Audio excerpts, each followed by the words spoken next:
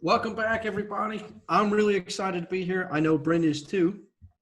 We are going to be presenting session number 3 of this 4-part series. Now, again, this is an 8-hour presentation that was broken down systematically into 4 equal parts so we can cover them all successively. We are on the 3rd one of 4. So we're a little bit into, I'll call it the meat and potatoes of the presentation.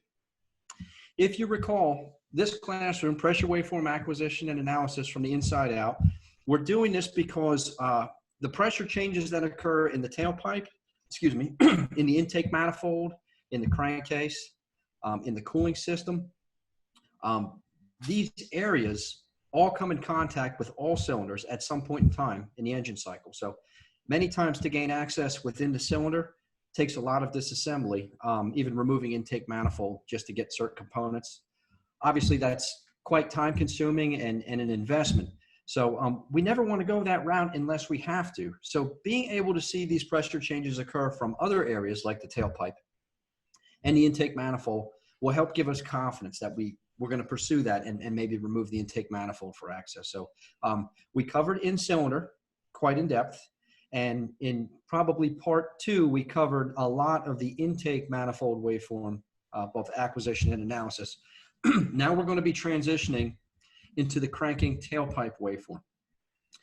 Now, cranking tailpipe waveform, I mentioned cranking because the running tailpipe waveform, just like the running intake waveform, can be quite difficult to decipher. The reason being is all 4 or all 6 or all 8 or in many cases, in some cases, even 10 cylinders will be interacting with that area almost simultaneously. So it can become quite overwhelming. So I like to do all of my acquisitions from the tailpipe cranking, except for one exception, when I'm trying to capture a misfire. And we are going to be going into that in great detail moving forward here. So the cranking tailpipe waveform is going to present differently from a running waveform because, again, the engine is turning slower and there's more time for that cylinder or those cylinders to fill with air because the engine is turning slower. So this will allow us more time for analysis. It'll spread everything out for us and make it far more easy to ascertain an answer from. Again, the running waveforms I typically only utilize get the information to help decipher which cylinder is misfiring, if there is indeed one. And I like to call this the dollar bill test. And we're going to, again, talk about that in some detail coming up in the next few slides. The idea behind tailpipe waveform analysis is to, again, find the odd man out, as I like to call it. They should all be contributing. When I say they, I mean the cylinders. All the cylinders should be contributing to the tailpipe much the same way as their neighbor. And the reason being is they're all engineered to displace the same amount of air. So if one of them has a leak of some sort or isn't quite like the other ones, we should see that reflected in the tailpipe waveform as well. Anomalies can be correlated to other events, other areas of interest like the intake manifold and in cylinder. And between the 3 of them, they should serve like puzzle pieces to back up one another to give you an idea of where a fault may lie. Excuse me. So what I have here in the screen is you guys will recognize the green trace as being that derived from an in-cylinder cranking compression waveform. Now, I know it appears to a bit small because we're not quite zoomed in the way we like to be for analysis, but the yellow trace you see here at the bottom of the cranking in-cylinder waveform is derived from pressure changes in the tailpipe. I'm using, I'm using the pressure transducer, the minus 25 inches of water pressure transducer, which is an absolute sensor, from Automotive Test Solutions. I tell you that because I just wanted to tell you that it is indeed an absolute pressure transducer. But Bryn, we can definitely substitute that sensor for a first look sensor or a pressure pulse sensor, right? They give almost the same information. Would you agree with that? You can definitely diagnose in the same way. Yeah, I believe so. Yeah. So again, that's just the way this sensor is designed, but it's going to give me the same information that a delta transducer would give. So I want to remind you here, with the yellow trace, because it's from a pressure transducer, a change in pressure going from a positive to a negative or something higher to lower is going to transition the trace downward in amplitude. And an increase in pressure in the tailpipe is going to cause the yellow trace to head upward. Bryn, I'm seeing a couple of hands being raised. If anybody has a question that's technically related, that could be answered real swiftly in this slide, Bryn will repeat the question to me. If it is something that can wait till the end of class and Bryn feels it's going to be more beneficial then, he's going to save that question for me at the end of class and we will go over it. But otherwise, Bryn, you know, you can interrupt me anytime you want, buddy. Yeah, just quick questions whether a WPS could be used, and I just answered, yeah, you can use it. Range 3, vertically enhanced, he has a Pico. Well, quite an expensive way to manipulate, to use a tool, putting that WPS in the tailpipe. But again, I know a couple of knuckleheads out there that have 3 and 4 of these pressure transducers. So if you have it, you know, it will certainly work. So again, the pressure will cause the yellow trace to head north, and less pressure or vacuum will make the yellow trace head south. Now, something else I want to remind you of, and we're going to talk about this in the slide coming up, is that when we crank an engine over, I'm going to go backwards here. I know it's not very visible here. Let me zoom in on this a little better. What we can see down here is we know our cranking vacuum is right in this area here. We go up on compression, and if we don't lose any volume from the cylinder during that compression, our exhaust pocket should be relatively the same level of depth. But we can see here that it's a little bit deeper. And the reason being is cranking the engine over, there's allowance for more clock time for some of this cylinder charge to leak past the rings. And we know this to be totally normal. On even a healthy cylinder, if we perform a cylinder leakage check, it's totally normal to see a small percentage of air leaking past the rings into the crankcase. So when we're cranking an engine over, some air does squeeze out of the cylinder and make its way into the crankcase. And this is why it's totally normal to see some pocket differential between the exhaust pocket and what would be the intake pocket here. And usually we see about 2 to 3 PSI pocket differential even during cranking. So totally normal to see that. What I'm getting at here is this is a zoomed in capture. And if you recognize, if you follow my mouse here, this pressure compression tower will go all the way off my screen. And then as we descend down the bore of the cylinder, we'll come to the bottom of the exhaust pocket. Here is where vacuum is being measured in the cylinder at about -4 PSI. And you could tell that from this area right here. So it says -3.9 PSI, which equates to about 8 inches of mercury. Again, totally normal. What happens here is when the exhaust valve opens, where, if you mind telling me in chat, let's just get everybody refreshed, where is this vacuum shared with when this exhaust valve opens? You guys want to throw that in chat? I just want to see if you guys your minds are warmed up and stretched and ready to go. Where does this in-cylinder vacuum go to when this exhaust valve opens? Excellent. I'm seeing some responses here. Jürgen, thanks. Eddie, thank you guys both very much. It is it's cast to the exhaust manifold. So I want to remind you guys of something, that when an engine is cranking, of course, there's no real combustion in the cylinder until the engine fires off. So this vacuum is what's shed to the exhaust manifold. And this is what would cause the suck back in our tailpipe during cranking. The same occurs when the engine's running and there's a misfire. There's no pressure on top of the piston from combustion because we don't have combustion. Instead, we're going to have this vacuum that we see here of -4 PSI in this instance that is shed to the tailpipe when the exhaust valve opens, and that's what's caused the suckback. What I have here is I'm getting ready to start this video, and you'll recognize this. This has come from a very high-speed camera played in ultra slow motion here of a cylinder that's going to be running during a combustion event occurring. What you'll recognize at the top of the screen is the end of a spark plug. We see both the positive and negative electrodes. And what you're going to see here is the piston starting to ascend, and a flame front is going to start right about there. And if you guys can see that, please raise your hand. What appears to be, I'll refer to it as a mushroom cloud here. What happens is when this flame begins to propagate across the air and fuel molecules within the combustion chamber, the pressure on top of the piston begins to increase. And of course, this is what helps force the piston down which drives our crankshaft and creates our torque, which makes the engine a power plant, a thing that produces power for us to drive our accessories and our transmission. So this flame front continues to grow. It propagates and helps force the piston downwards on the expansion stroke. That pressure on top of the piston is what is relieved to the tailpipe when the exhaust valve finally does open. This flame front does not exist when combustion does not take place. Therefore, instead of pressure on top of the piston, we have vacuum. Now, if this makes sense to you, what I'm saying to you, please raise your hand. Thank you.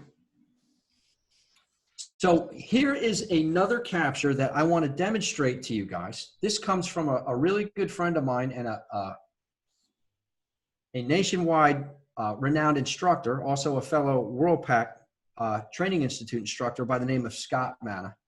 Scott is a tremendous technician and contributor to the industry, and I'm proud to call him a friend.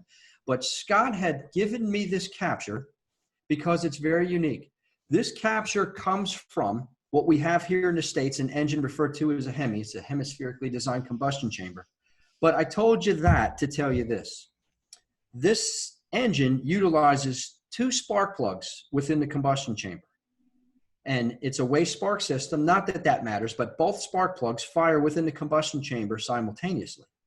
What that means to me is that we can remove one of those spark plugs and put our pressure transducer in its place. At the same time, the other spark plug is going to continue to fire like it normally will, meaning we can actually capture this, this combustion event. Come on, dang it. I keep goofing this up. This combustion event right here, we can capture that live on the scope screen. Pretty cool, huh? So what we've done here is this. We have here a running capture. When I say running, the engine's at idle, okay? This is a perfectly healthy engine without any problems whatsoever. On the capture, what would be on the right side of your screen labeled no combustion, we've taken this engine, this cylinder in particular, of a perfectly good running engine, and we've removed the injector wire harness connector. And what that does for us is allow us to create a misfire. And then a moment later, Scott plugged the injector back in so the cylinder continued to fire and have a normal combustion event. So we're sampling from this engine with a misfire and then without a misfire at will, on and then off. If that makes sense to you, please raise your hand. So what we have here, again, on the right side of the screen is this engine that is at idle, and there's nothing wrong with it except that the injector has been disconnected and we're capturing a running in-cylinder compression waveform without combustion taking place. And you guys should recognize this by now, that we've gone up on compression, we experienced our expansion stroke, no cylinder charge has leaked out, so whatever we started with during our induction stroke regarding pressure is what we have here in the exhaust pocket. And you can see that is indicated by our horizontal cursor here, showing minus 11.62 PSI, which equates to about 22 inches of vacuum. And we could see the change in pressure occur here. We know that by now to be the exhaust valve opening event. And by using my vertical cursors of this picoscope, it can easily tell me that our exhaust valve is opening at 23 degrees before the bottom dead center 180 mark. If you guys can see what I see right here, the 23 degrees before, please raise your hand. I just want to make sure you're with me. Excellent. Okay.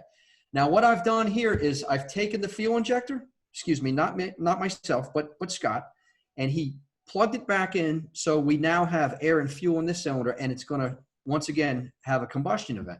That's exactly what we see here. Nothing mechanically was changed with this combustion chamber. We simply introduced the fuel to the spark, and we now have combustion taking place. What I've done here is once again marked out 23 degrees before bottom dead center. If you can see that, please raise your hand. Excellent. Now I've taken my horizontal cursor and placed it at a point where this vertical cursor meets the compression waveform. And what do we see here? compared to here. We see positive pressure. Without in the no combustion event, we see 11.62 negative. I'll call it 12 PSI negative. However, on the combustion event, we see 12 PSI positive. What that means here is when the exhaust valve opens after combustion event, there will be a pressure pulse in the tailpipe. And then when the exhaust valve opens in a non-combustion event, a misfire, there will be a negative pulse or a suck back in the tailpipe. You guys, please raise your hand. I know we call it this in the States. It's quite common for me to take a dollar bill out of my wallet here and see if I have any. A dollar bill out of my wallet and put it up to the tailpipe, just like this. And it's typical to see that dollar bill being pushed away from the tailpipe. But when we experience a misfire, that dollar bill gets drawn momentarily back into the tailpipe. If any of you have ever seen that, please raise your hand.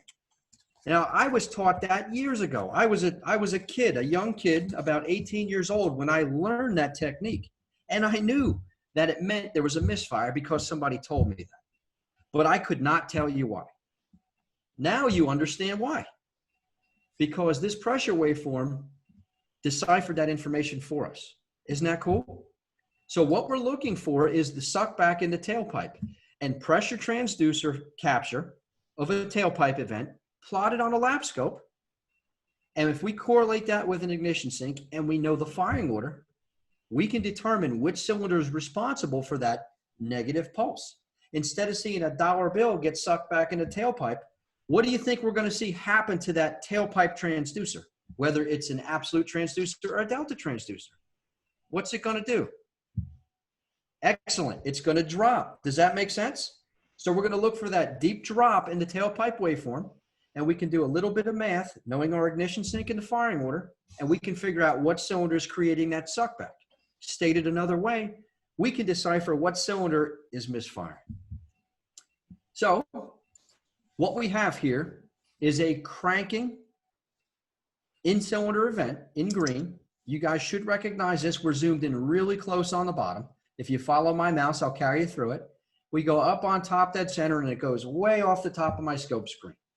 And then we come back down on the expansion stroke and we once again see our exhaust pocket in a negative state of pressure. If you look to the left, we see about -4 PSI here. And I'll zoom in. We see -4 about PSI there. Then our exhaust valve opens. Again, ignore the yellow trace for now. We're just going to look at the green trace. Our exhaust valve opens, and that negative pressure equalizes to the exhaust stream. You will recognize this area in the green trace here as our exhaust plateau. Then our intake valve opens, and even though we have a little bit of manifold vacuum stored in the intake manifold, it's introduced to this combustion chamber when the intake valve opens. So that's what causes us to draw down. This area here is our intake stroke. And then as our piston ascends towards the cylinder head, when the intake valve closes, pressure begins to rise once again. Now, since you can't see the top of the compression towers, I position my vertical cursors here at 0 degrees and here, which would represent 720 degrees. If you guys are with me on this in-cylinder waveform, please raise your hand. Okay, great. Now I want you to focus your eyes on the yellow trace. The yellow trace is that same trace sampling from the tailpipe. I'm going to go backwards for a moment. This trace right here, we are just zoomed in really tightly in this area right here. So the green trace is in cylinder, the yellow trace is the tailpipe. What I want you to see here is when this exhaust valve opens, the vacuum that was in the cylinder is introduced to the tailpipe. So that should cause a what? What should that cause if I open up the exhaust valve and introduce that in-cylinder vacuum to the tailpipe? That should cause a suckback or a pull or a drop. You're exactly right. Well, the yellow trace is demonstrating that. If we have an imaginary line going straight up from this exhaust valve opening event, do you guys see the yellow trace drop right here? Does everybody see that? Please raise your hand if you do. Good. That drop in the tailpipe pulse is because the vacuum from within the cylinder was shed to the tailpipe when the exhaust valve opened. So this is the pole for this cylinder we're sampling from right here. This is the pole right here from the next cylinder in the firing order. There's another one, and another one, and another one. So watch my mouse here. I'm going to, Can you see that back on my screen again, Bryn? Yeah, yep, Okay, it's right good. there. That was an accident. I didn't mean to do that. So if here's our vertical cursor and here's our vertical cursor, we've got 1, 2, pardon my chicken scratch, 3, 4, 5, 6 tailpipe poles in 720 degrees. How many cylinders is this engine configured with? 6. Exactly right. Now, Somebody asked if this was this is cranking, Brandon, right? Somebody this asked is cranking. Yeah. And cranking does not have combustion. So we will have vacuum in the cylinder. And of course that forms because a little bit of air gets past the rings, and it's totally normal during cranking. I'm having a heck of a time turning off my pen here. There we go. Now, that is the deep pole you see here. Somebody just asked, well, what's that little pole there? We're going to cover that right now. Again, take your eyes over here to the intake trace, okay? Excuse me, the in-cylinder trace. When the intake valve opens, the vacuum that is in the intake manifold is now introduced to the cylinder. If everybody agrees with that, please raise your hand. When the intake valve opens, the stored vacuum, even though it's a little bit, the stored vacuum in the manifold is introduced within the cylinder. But do we or do we not already have our exhaust valve open? You guys remember overlap? We have it open. So technically, some of that manifold vacuum goes into the tailpipe from the open intake valve into the cylinder and right back out the tailpipe, out the exhaust port due to overlap. If that makes sense, please raise your hand. Right. So what we see here is this short drop right here is because the intake manifold, the intake valve opened and exposed the cylinder to the intake manifold and of course the tailpipe due to overlap. This point where it goes up again is where the exhaust valve closed and eliminate that vacuum leak from the manifold to the cylinder to the tailpipe. I know I said a lot, but if that makes sense, please raise your hand again. Good. I just want to make sure you're with me. So we see a tailpipe pole. Let me start here. A tailpipe pole, a tailpipe pole, a pole, a pole, and a pole. And then we have an intake pole here due to overlap, and then the exhaust valve closes. Another intake pole here, and then an overlap, and the exhaust valve closes. And that's what makes that letter M we see there in this configuration.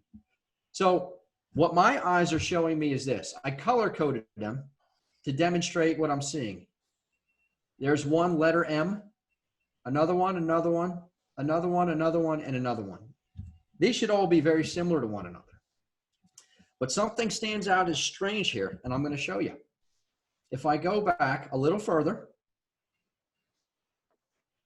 do you see how one of these tailpipe poles is deeper than the other ones? Please raise your hands if you do see what I'm showing you. The reason being is we know the poles come from a loss of charge past the rings, totally normal. What do you think a deeper pole means as far as a loss of charge goes? If this equals a loss of charge, what does a deeper pole equal? Even more of a loss of charge. Said another way, didn't I prove one of these 6 cylinders cannot harness the same amount of charge as the other 5? Please raise your hand if that makes sense. Now you're with me. So I've got some more work to do if I were to pursue this further. Does everybody see how this kind of serves as a relative compression test? I don't know how hard each cylinder is loading the starter, but I do know one of them is not showing the same pull to the tailpipe as the other ones. So that's the point of this slide. But the point is, all cylinders should be engineered similarly. Therefore, they should all affect the exhaust stream the same way. So I want to do another demonstration through the eyes of the tailpipe test of a car I encountered a number of years ago. So I was working at a shop, and the shop was located on the interstate. And those of you guys that are not from this side of the pond, we refer to the interstate as you guys call the highway or the motorway. That makes sense. A large volume of cars can travel at a higher rate of speed. Well, the significance of me telling you that was we have exits where we can get off that motorway. And typically when somebody experiences car trouble, the first place they pull off is an exit because they're looking for a service station or a gas station or something of that nature. And our shop was situated not too far from one of those exit ramps. So it was a nice place to be when people would break down because they were funneled right to our shop. So the long and short of it is this gentleman was driving down the motorway for a long period of time, and he had to stop to refuel his vehicle. And the car experienced no drivability faults for the entire time he was driving. He simply stopped to refuel. And when he got back in the vehicle and attempted to start the car, it would simply crank and crank and crank, and the engine never did fire up. So he walked down the street to the shop to tell us that, and consequently, we had the car towed to us.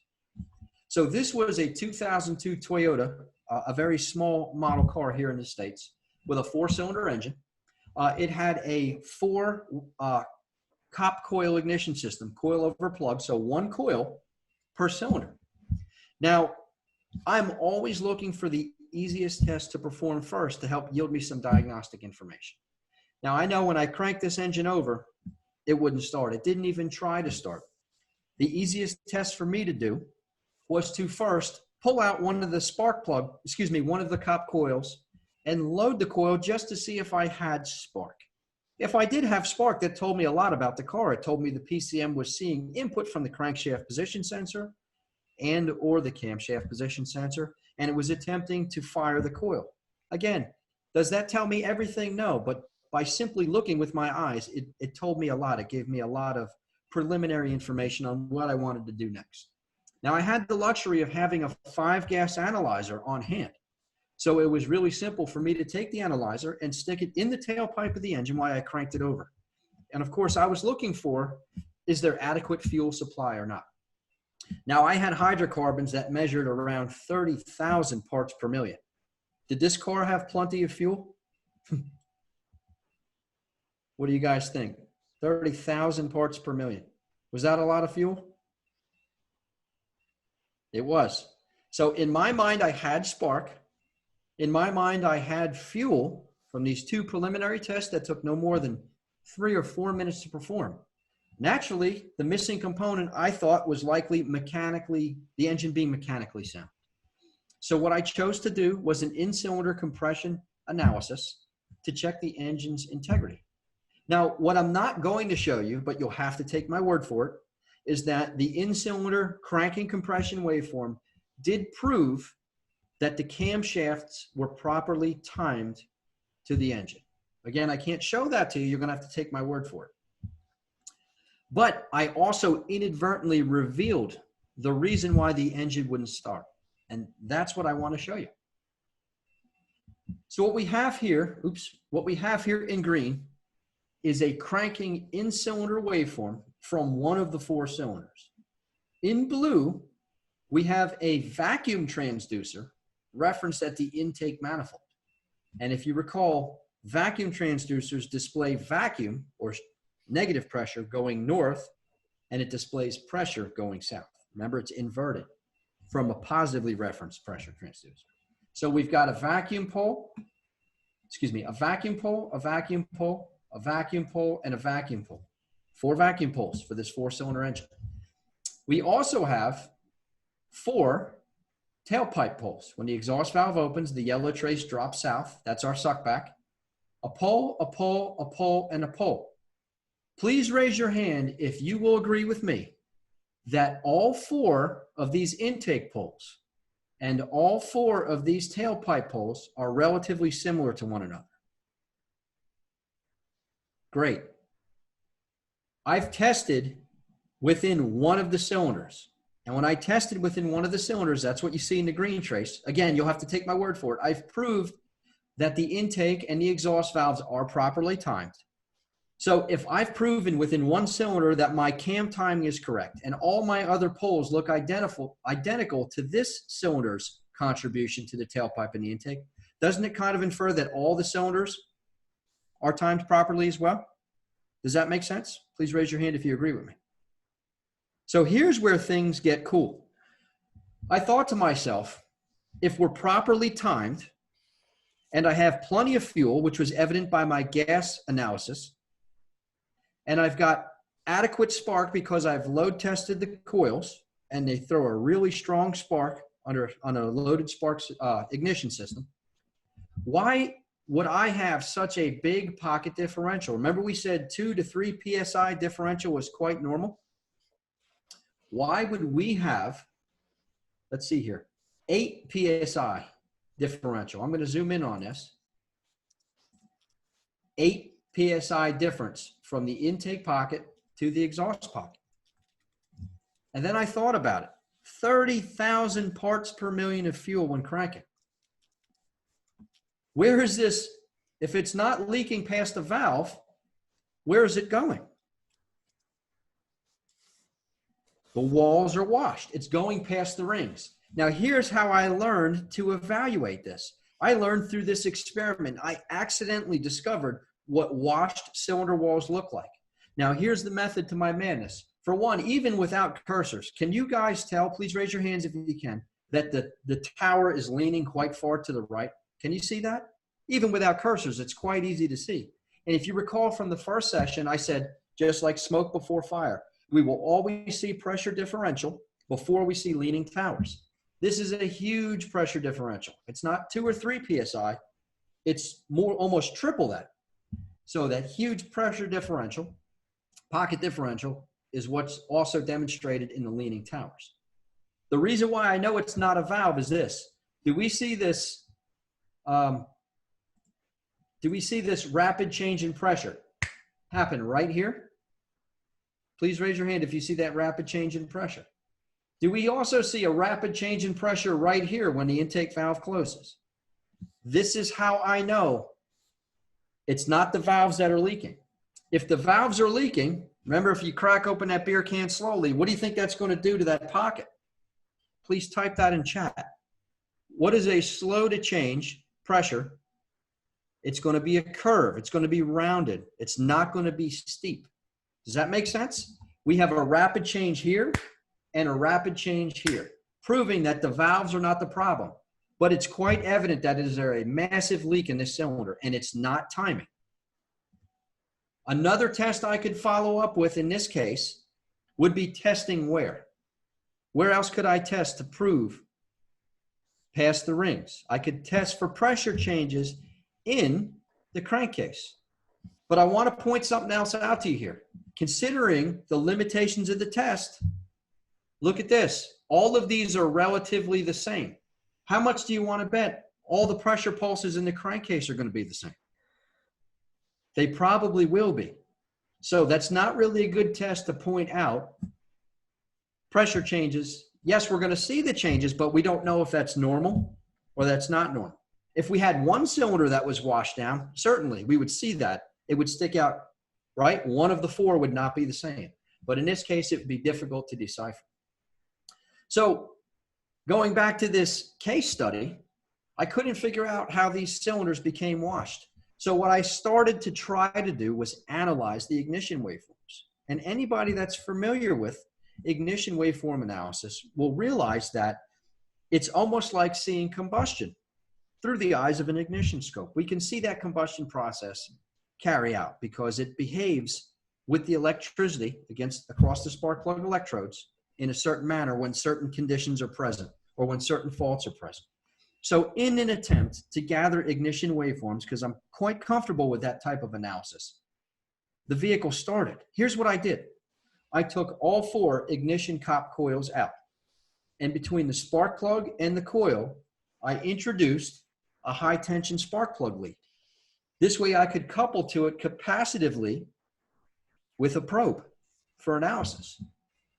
When I had the cop coils out of the cylinder and tethered to the spark plugs with those wires, those high tension leads, I cranked the engine over and the car started right up. Yeah, there was a lot of smoke and soot coming out that tailpipe, but the car did indeed start. So I thought to myself, let me put the coils back in, and then I'm going to take this car for a ride to see if I could reproduce any type of drivability fault. Well, when I pulled my high tension leads off the spark plug wires and the coils and reintroduced the the cop coils back into the cylinder head, right, in the spark plug wells, I once again had a cranking engine that would not start. So what I ended up doing was pulling the cop coils out and inspecting them. And all 4 cop coils had a burn through on the boot that insulated them from the cylinder head. And I don't know how this happened, but simultaneously, all 4 combustion chambers cop coils failed at that gas station at the same exact time. Simultaneously, no, they had 2-cylinder misfires for 6 months and just kept driving. Yeah. You know? Do the customers always tell you the truth? Not always, and sometimes it's not of their fault. They just don't realize they don't have the answer to the like that customer that was running engine at 70% and you adjusted the valves and it was 100%. She thought that was 70% was awesome. But, that's right. Yeah. To put this into perspective, if you ever ask a customer, specifically one that you've replaced a fuel pump 2 or 3 times in the last couple of years, you say, do you ever run this tank low on fuel often? And they all say the same thing. No. But if you said to that same customer, how far can you drive this car when the low warning light comes on? They can tell you down to the 10th of the mile how far they can go before that car. It's all in how you word the question. Exactly. So the root cause of this was failed cop coils. And of course, when we're cranking an engine over and we have higher compression, that puts a higher load on the ignition system. And if there's any better path to ground than across that spark plug gap, those coils are going to find it. So that's what happened. So I want to remind you guys, again, we are talking about overlap in this next situation. And overlap is when the exhaust valve and the intake valves are open simultaneously. Q&A real quick, I think is pretty relevant. Lee asked if we're putting the transducer in the O2 sensor port or the end of the exhaust. When I sample from the exhaust stream, we're looking for changes in volume in that tailpipe, and that's typically reflected quite easily in our delta sensor. Most people use a delta sensor, so they go right in at the tailpipe. I happen to be using an absolute transducer, just like the 3-wire pressure transducers you put within the cylinder, except this one is not rated at pounds per square inch or inches of mercury. It's rated at inches of water, a very minute, resolute sensor output. And just a reminder, there are 25 inches of water in every 1 inch of mercury. So it's very resolute, and so much so that it actually behaves like a delta transducer. So I use it almost the same exact way as I would a pulse sensor. So to answer your question, there's no need to thread into the exhaust or remove oxygen sensors for that matter. We can simply place the probe inside the tailpipe with maybe a rubber hose, almost like you would sample with a gas analyzer, if you're familiar with that type of analysis. Great question, though. The only thing to consider is if you have the exhaust exiting 2 different pipes, even if they're shared, I think it's best to try to block one of those 2. That way you're getting you're referencing all of the cylinders on that when in the sensor that you're putting in the tailpipe. Yes, and when I mention this type of analysis, of course, I'm referring to factory configured vehicles. Lots of guys like to, excuse me, I say guys, it's synonymous with people, sorry. Lots of people like to change the components on their vehicle, maybe to get better performance out of them. And some of them reconfigure the exhaust stream so they are 2, in fact, separate exhaust streams from the cylinder head to the tailpipe. And like Bryn says, if you have 2 separate, true independent exhaust systems, it's almost like sampling from 2 different engines. So typically we see them in an H-pipe configuration because that helps with scavenging. But if that's the case, like Bryn mentioned, maybe to get a better acquisition, we might take a rag and maybe dip it in water to help seal it up better and shove it in the other tailpipe. So all the pulses come out one of them. But these are things you're going to have to experiment with. So back to my overlap. I'm going to demonstrate to you through a cranking tailpipe waveform how we can see overlap or lack thereof, just like we demonstrated, if you recall that case study I did on the Honda Pilot, when we were able to see overlap variations from cylinder to cylinder through the eyes of the delta sensor on the intake manifold. We are going to be repeating that similar experiment here, but from the tailpipe. Now, I mentioned this as being significant is because I use this as we call here in the States, an upsell technique. A customer comes in for one service and you end up making them aware of other things that this car might need attention with. So we call that an upsell. We get more work than what we initially anticipated. We can make more money that way. The car came in for a simple service, like an oil and filter service. And many people, it's quite common here, especially in the States, that we do what we typically call a multi-point inspection. And we take the opportunity while the car is in the bay to look at this vehicle from multiple angles, to inspect filters and belts, and inspect the engine compartment for leaks. And we might have the wheels off and inspect the brake linings for thickness to see if they require replacement, or how much serviceable life they may have left on them. Many times we load test the battery or capacitively test the battery with one of those tools that infer the battery's state of health. But one of the things I've learned to do is to take my scope and my delta transducer and stick it in the tailpipe while I crank the engine over. And I want to show you something. And first of all, I apologize for this very poor acquisition. The acquisition was just fine, but it was captured on an older scope, and I had to upload this information onto my PC, and it wasn't of a very resolute capture. It's very faded and muted, so I apologize for that, but I'll walk you through it. So what we have here is, what you can't see is an ignition event that occurs underneath this black cursor. And you have that same ignition event occurring 720 degrees later. Now, this is a 6-cylinder engine, and we have the delta transducer inside the tailpipe of this engine while I'm cranking it over. The ignition event we're referencing is from cylinder number 1, and the firing order is 142536. And what we have here in red is the expansion stroke. It says P here for power stroke, but it's our expansion stroke for cylinder number 1. Represents 180 degrees of crankshaft rotation. The next 180 degrees in brown is our exhaust stroke. Then comes our intake stroke, and then finally our compression stroke. What we are seeing here, and again, you can't see too well, I have the number 1 painted here or drawn. We know that the exhaust valve does not open at bottom dead center, but typically 45, 50, maybe 60 degrees beforehand. This is our suck back as our exhaust valve opens for cylinder number 1, again, a cranking engine. The next suck back right here is for cylinder number 4, and then number 2, then number 5, then number 3, and then finally number 6. If you guys recall the letter M, this is where an intake valve opens.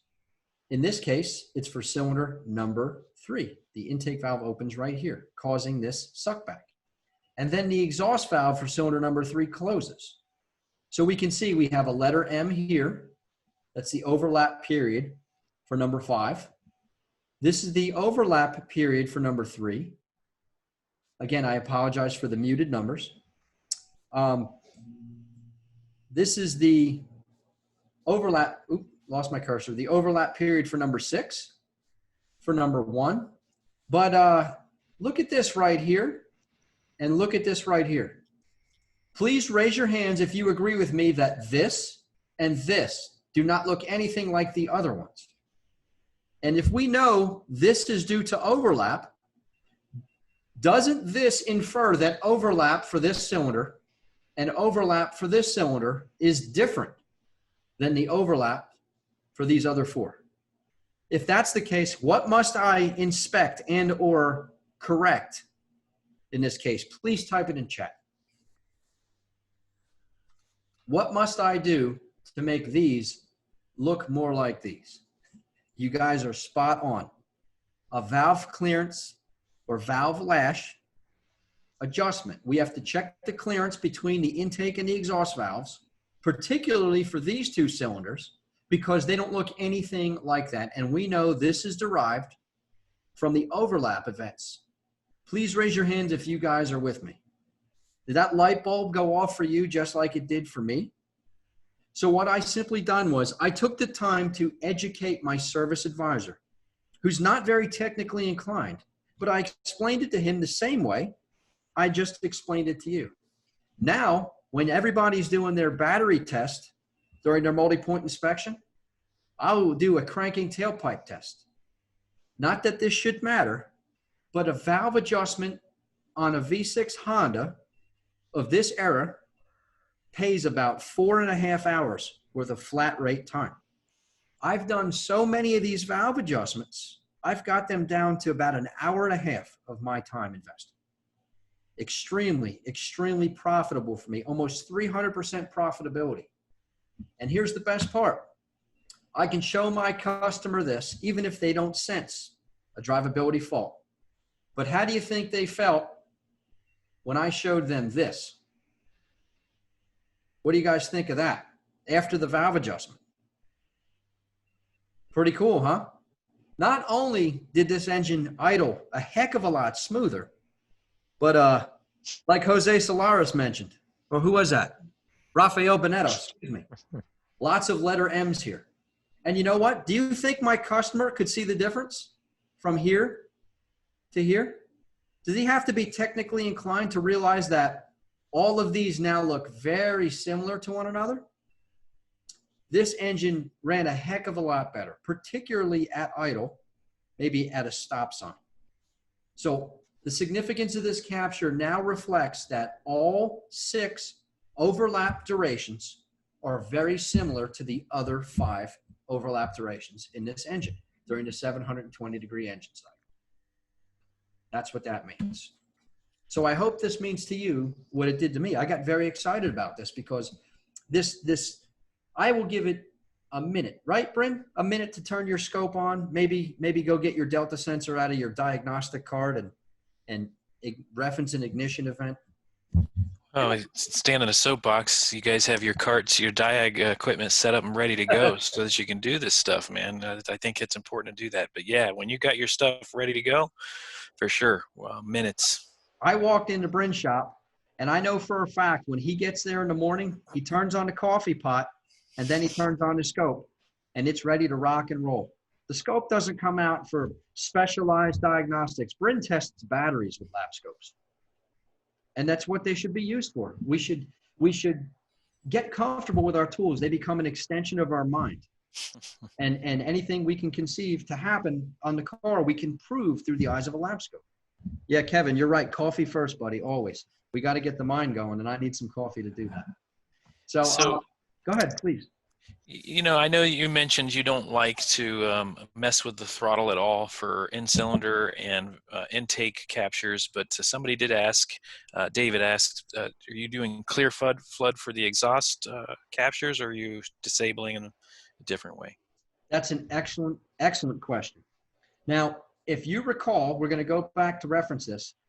This downward portion comes from the intake manifold's stored vacuum entering the exhaust stream momentarily. And then that stored vacuum disappears from the exhaust stream when the exhaust valve closes. So this letter M is due to pressure differential. My thought is if you open up the throttle and we eliminate that cranking manifold vacuum, we take away from some of this letter M being so pronounced. Am I going to say it's going to be invisible? I really don't know. It depends on the exhaust stream, how much air that exhaust stream can hold. It depends on how big that manifold is, how much stored vacuum it has. And it can also depend on how many cylinders are in the engine's configuration. But my thought is, to answer your question, I almost never open the throttle.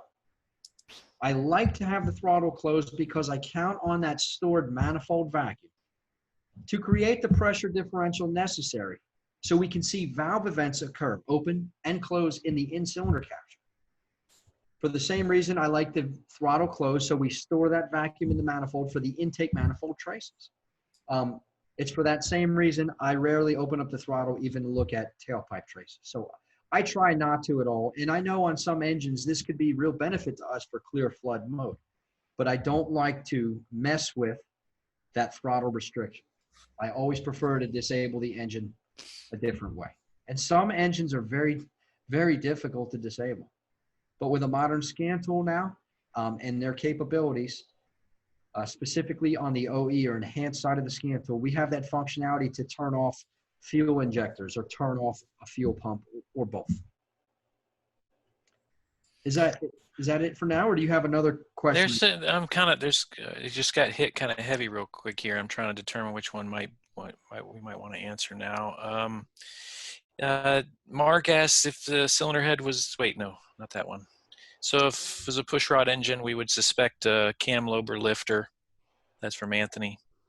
Great question. Okay, to answer that in a more blanket statement, what we see on the screen represents changes in pressure. If those changes in pressure don't occur or don't occur the same as the other cylinders, changes in pressure, you're going to have a problem in the valve tree. Knowing how the engine's built or configured is a huge step. Knowing I have a push rod engine with hydraulically controlled lash, it could infer a collapsed lifter, right? Wouldn't that affect overlap? It could infer a worn cam lobe. And to be honest with you, I may have disassembled the engine to the point where I could adjust these valves. And maybe I found that the valve adjustment was just proper. Wouldn't that infer that, hey, wait a minute, it's not a valve clearance issue due to something compensated by adjustment. We have something worse happening, something occurring with perhaps a cam lobe. So that's an excellent question. But the waveform, only understanding the limitations of the test we're performing, the waveform only tells us changes in pressure. We infer these changes in pressure having to do with valve clearance, and that could be due to lash, but it could also be due to a worn hard part, like a worn lifter or a worn cam lobe. Somebody just mentioned, I just want to call it out because it'll only take me a moment. Saran, I think that's how you pronounce it. I apologize if I butchered that name. It's either Soren or Saran. Again, my apologies. He mentioned that the spike here for number 6 is taller than the rest. Now keep in mind, for one, I'm zoomed in. 2, I'm using a delta sensor in this one. Delta responds very rapidly to change. So just like if I performed a compression test with even a gauge on cylinder number 1, and I achieved 103 PSI. Soren, if you saw 106 PSI on another cylinder or 102 PSI on another cylinder, would that be major cause for concern? These are just minor variations that come with cylinder and ring wear. So this change that you referenced here, this change in pressure that is greater than the others, I don't think it's going to be an issue. Okay? It's an excellent, this is something we learned to look past, just like noise on a scope. This is a very minor change, and that is what we're seeing reflected by our delta sensor because it's very quick to show changes in pressure. And somebody mentioned about a diesel. Because diesels don't typically have throttle plates, we want that diesel engine to get as much air in as possible. We meter engine speed by way of how much diesel fuel we can inject into that combustion chamber. So there's no need to throttle the air. You will definitely have to create a minor restriction. If I could show you with the end of my syringe here, if I covered that syringe maybe 90% of the way, that should create enough of a restriction so I can see the valve events. If I did not create that restriction, it'd be very similar to me cranking the engine over with the throttle open. And what I'm getting at is it's very tough to see the pressure changes that occur when valves open and close. So that restriction is going to help us give us some diagnostic value. And somebody mentioned Valvetronics with BMW.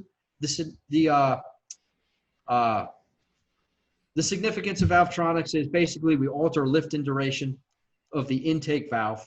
Do they also do exhaust valves, or is it just the intake valve, Brent? I can't recall. It's just the intake valve. Okay, we alter the air coming into a combustion chamber rather than across the throttle plate by way of how far and how long we open the intake valve for. So at idle or cranking, we might only open up the intake valve a very little bit for a very short duration because we don't need to get much air in there. But under wide open throttle conditions, that intake valve opens wider and for a longer period of time for cylinder fill. So all of them should still contribute the same. Great question. Okay to move on, Brent? You know, we have some questions, but I think that we can answer most of these later. We spent a lot of time in this area. What do you think? Yeah, I think we covered a lot, and we certainly have a lot more to cover. But what I want to introduce first is so we can learn to make analysis of these tailpipe waveforms easier, and even the intake waveforms easier, as well as the in-cylinder waveforms. I want to introduce my good friend, the piston chart. I mentioned this piston chart as being a great tool. For one, it's very inexpensive. Two, it applies to everything out there. And three, it makes analysis so much easier. Brent, would you agree with that statement? What's that? Sorry. Piston chart. Do you? Oh, yeah. I think when you get really good, you don't need it as much. But I think, especially starting off, I think it's definitely helpful. But even some of the ones you get thrown kind of like you're surprised, like, wow, what is this doing? It definitely helps even once you've gotten pretty familiar with using these testing techniques. Yeah. Yes. I recall staring at these waveforms, I'll call them in their raw format, without the aid of a piston chart, and thinking I had a fault in one cylinder, forgetting that all the cylinders are doing something at some point in time in that engine cycle. Many things overlap, and the more cylinders we have, the more events have to get squished together in that 720-degree engine cycle. So the piston chart helps you keep your mind wrapped around on what's happening with which cylinder at any point in that engine cycle. And it serves as a placeholder for me. So the way this piston chart is configured, this is just an example. I do want to mention this piston chart in particular comes from my good friend, Scott Schotten, out in the Chicagoland area of Illinois. He has a company, him and Eric Ziegler, have a company called the Drivability Guys. Drivability spelled with an E, D-R-I-V-E. I-A-B-I-L-T-Y, the Drivability Guys, all one word. You should check out their website. It's really cool. And they sell this piston chart, and it's a Windows-based program that's available for us very inexpensively. Now, I'm not trying to make this a sales pitch. I'm just telling you that this really helped me gain a level of understanding, big time. This was a huge, huge thing for me. You can find stuff like this similar on, I believe Windows 10 offers it as an app. Bryn, do you recall what that's called, that Windows app? I don't. I've always just had this, so I've never. Okay. I do know if you use a search function, like a keyword search function in Windows, and you type in like engine piston chart or engine chart, it should lead you in the right direction. But this one is the easiest to use, probably the original. And I like how it's color coded. It makes sense. Red to me, power like fire. Brown meaning like dirty gases like exhaust. Blue like fresh air intake, and green, I guess it's the only color left that looks pretty, right? Green, compression. So the way this chart is written, red is from left to right, like we do a book in the English language. The black vertical lines represent top dead center of any specific cylinder, any non-specific cylinder. So 1, 2, 3, 4, 5, 6. This is a 6-cylinder engine. The firing order is written from top to bottom.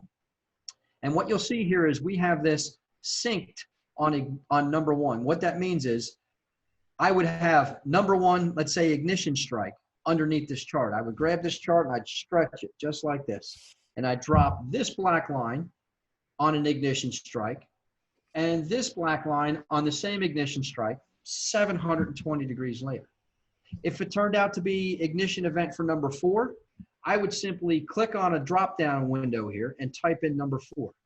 And what that would do is it would write this same firing order vertically here, but it would start with number 4. It would so 4, 3, 2, 1, 6, 5. If that makes sense, please raise your hand. Okay, so what we see here is if we recall, if you take any firing order and split it in half here, this is number one. If we split the firing order in half and start over again, number 4 would be its companion cylinder. 1 and 4 are companion cylinders. 6 and 3 are companion cylinders, and 5 and 2 are companion cylinders. So when number 1 is going up on compression, its companion cylinder, number 4, is also going up, but it's going up on exhaust. This is more easily viewable or picturing in your mind as the 4-cylinder, right? We've got the 2 inner cylinders might be up top, where the 2 bottom cylinders are at the bottom. One's on compression, one's on exhaust. The 2 on the bottom, one's on the induction stroke, and one is on the power stroke. So number 1 would be on the power stroke here, and at the same time, its companion cylinder is also headed down, but it's on its induction stroke. If that makes sense, please raise your hand. Excellent. So we're going to use this chart to aid in analysis, just like we do our cursors. So again, it represents the 720-degree engine cycle from left to right. The black vertical lines represent top dead cylinder of a cylinder, any particular or non-particular cylinder. A 4-cylinder engine has a top dead center event every 180 degrees. A 6-cylinder engine has a top dead center event every 120 degrees. Excuse me, 120 degrees. And an 8-cylinder engine has a top dead center event every 90 degrees. So again, here's 180 degrees from here to here. Halfway in between is 90 degrees. 1, 2, 3, 4, 5, 6, 7, 8. And again, the firing order from top to bottom. So I'm going to show you how to implement this chart. First, we're going to show you how we spread it over an in-cylinder compression waveform. So in yellow, we have our in-cylinder compression waveform. I would simply open up this app, select the piston chart in the firing order I desired, along with what cylinder I am syncing off of, and I hit, like I initiated, and then I simply grab this and drag it, just like I do any other Windows-based program. And I will spread it so it overlays on top of my TDC event. It could be represented by an ignition strike. And I do it again in the same spot 720 degrees later. And if you follow the trace here, we know the exhaust valve opens right here. This is the exhaust for, in this case, cylinder number 1. It doesn't open at bottom dead center, right? Here's the 180 mark, and here's where these change colors at 180 degrees. It opens slightly before. And if I had to guess, if this represents 180, and right in the middle is 90, halfway is about 45. So this is about 45 or 50 degrees before bottom dead center. At the top of the exhaust stroke is our 360 mark. This is where our intake stroke begins. And this entire 180 degrees represents our induction stroke for cylinder number 1. After that's completed, we get to the 540 mark and we start our green section, our compression stroke. Compression should start building here, but it doesn't because our intake valve is still open. And we know our intake valve closes when pressure begins to rise, so right about here. So if this is 180 degrees, halfway in between is about 90 degrees. Half again is probably about 45, so we're about 55 or 60 degrees after bottom dead center 540. That's how that works. So this is just a simple demonstration, but it clearly shows where valves open and close. And if there was a problem from one cylinder to the next, this could really help aid in analysis. I use this as a stepping stone to make a puzzle piece for other contributions, other samples like from within the tailpipe, the intake manifold, the radiator, and the crankcase. If we were to use this piston chart on a tailpipe trace, this is where it becomes extremely powerful. It's not as powerful on an in-cylinder trace because we become comfortable analyzing them. And you guys probably had no problem recognizing what I was pointing out. But I feel that people tend to get a bit confused because of all the activity that takes place in the tailpipe. Now here we are cranking the engine over. And what I have here is my piston chart affixed to this tailpipe waveform. And if you look closely, what you will see right here is the green ignition strike. Of course, you can't see it because it's covered up by my piston chart, but you can see that the green ignition strike is what we're referencing. And the same is occurring over here. There's a green ignition strike representing 720 degrees of crankshaft rotation. I built my piston chart according to the firing order, 18436572, and my ignition sync is on cylinder number 1. What I have added here in yellow, I've painted this on here to show you what I see. Number 1, into exhaust valve does not open at 180. It opens slightly before 180 bottom dead center. And this represents the suck back, right? The dollar bill from a cranking engine for cylinder number 1. This is the suck back for cylinder number 8, for cylinder number 4, for cylinder number 3, number 6, number 5, and number 7. So here's where this comes into play for me. Pretend for a moment I have a misfiring engine.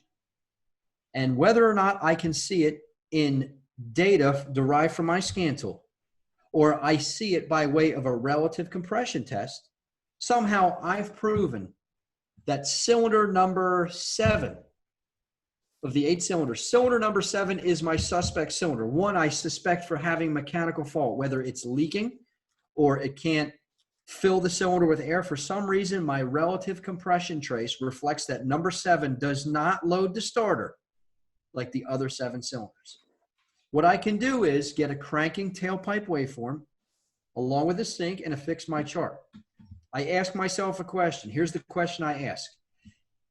If number 7 is my suspect cylinder and I had an exhaust valve leaking for number 7, when am I more likely to see that leak reflected in the tailpipe trace for number 7? What stroke of the motor? Intake, combustion, or in this case, expansion, exhaust, or compression? Which of those 4 strokes am I most likely to see a leak to the tailpipe reflected by a leaky exhaust valve? Got a lot of activity in there. You seen it, Brandon? I can't. Oh boy. Okay. Lots of compression, couple intake. Most everything's compression. So let's think about this. If I had a leaky exhaust valve, I couldn't see that reflected in the tailpipe trace during the exhaust event because the exhaust valve is already open. Does that make sense? Whoever answered that question, yeah, okay. But if the exhaust valve was closed but leaking, wouldn't I see that under compression? Does that make sense? So here's what I do. Watch my mouse. Again, my relative compression trace already told me cylinder number 7 is my suspect cylinder. So now we're on step 2. Can I see it in the tailpipe? Do I have a leaky exhaust valve? It should leak under compression. So what I do is I come over here and I find cylinder number 7 right here. And then I go over to compression, not exhaust, not intake, not bottom dead center compression, right? When am I going to see that leak? Right all the way up here, right? Does that make sense? Did you hear how I did that? Oops. I'm starting to squeeze. As pressure starts to build, I'm starting to see it. So not bottom dead center of compression, but close to the top dead center. Look up. Do you guys see this noise, this jaggedness here? Cylinder number 7 has a leaky exhaust valve here. Now, do you see how I did that? If I did not already know cylinder number 7 was my suspect cylinder, because I did my relative compression test, if I didn't already know that, it would be quite hard to decipher a problem here because there's lots of activity. But if I already knew where to look for a leaky exhaust valve for my suspect cylinder, I could see a lot of frequency here. So this coupled with the relative compression trace helps me decipher where a fault lies. We can do the same thing on the intake waveform. Now, this is going to be easier to understand what I just told you with the tailpipe waveform. Hear me out here. If you guys will recall, this is number 1 ignition strike, and this is number 1 ignition strike. I'm cranking the engine over, and instead of sampling from the tailpipe, now I'm sampling from the intake manifold. I configured my piston chart exactly the same way, and the yellow circles I drew here represent when the cylinders are contributing to the intake manifold. So here's number 6. Here's where the intake valve opened, but the piston hasn't moved yet because we're at top dead center.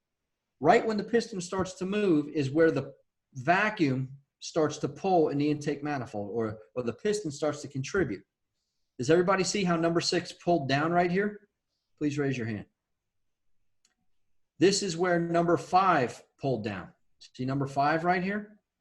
The next cylinder is number 7. That's number 7. So that's number 2, number 1, number 8, number 4, number 3. Can everybody see how number 1 did not pull down as deep as the other ones? Please raise your hand if you see that number 1 did not pull down as deep. Now, I'm going to ask a question. Is it possible, could it be possible that number 1 did not give a good contribution to the manifold through the intake port because its exhaust valve is leaking as well? Is that a possibility? It is. But check this out. Is it also a possibility that the cylinder that was going up on compression during this phase, it would be cylinder number 5. Is it possible that cylinder number 5 is going up on compression like this and leaking air past its intake valve? Is that possible? It is. How am I going to decipher which possibility is the correct one? The relative compression test. Hear me out. Bryn, if I did a relative compression test and I knew by way of my relative compression test that number 1 was my suspect cylinder, it wasn't harnessing the charge the same way. That was test number 1. It proved number 1 was my faulted cylinder. If I then went ahead and did this cranking intake waveform and saw number 1 did not pull down as deep, doesn't that kind of infer maybe number 1's exhaust valve was leaking, or maybe number 1 has a crack in a piston or something like that? Yeah. I was just going to say something that's something that would be diluting the intake pool for sure. Yeah. Great. Now let me say this. Let me back up and restate that. Let's pretend my relative compression trace proved it was not number 1 that had a fault, but number 5 was. And then we went ahead and did the cranking intake waveform just like we did here and got this same exact trace. Aren't you looking for a fault with number 5? Yeah. So if my relative compression trace proved number 5 was my faulted cylinder, I come over here and I find number 5. It's not 1, 8, 4, 3, 6. Here's number 5. And I go to number 5. My lack of intake pull happened when number 5 was on compression. That means number 5 is pushing air into the intake manifold. And as a result, when number 5 is going up, number 1 is trying to suck it back out. They're fighting each other. Please raise your hand if that makes sense. Excellent. Do you see how I use the relative compression trace as a puzzle piece and the cranking intake trace as a puzzle piece? And if I took away that relative compression trace and relied solely on this cranking intake waveform, there are 2 possibilities on potentially 2 different sides of the engine, depending on how it's configured. So adding more puzzle pieces to the equation helps narrow down your diagnostic approach. And this is why I always start with a relative compression trace, or I do them both at the same time, because it gives me more information. And on that checklist, that mental checklist I keep, I automatically scratch some options off the chart because they simply cannot be. If I did a relative compression trace and it showed number 5 was my faulted cylinder, I know for a fact that this lack of an intake pull for number 1 has nothing to do with anything wrong with number 1's combustion chamber, but in fact does kind of infer that cylinder number 5 is leaking air or volume to the intake manifold.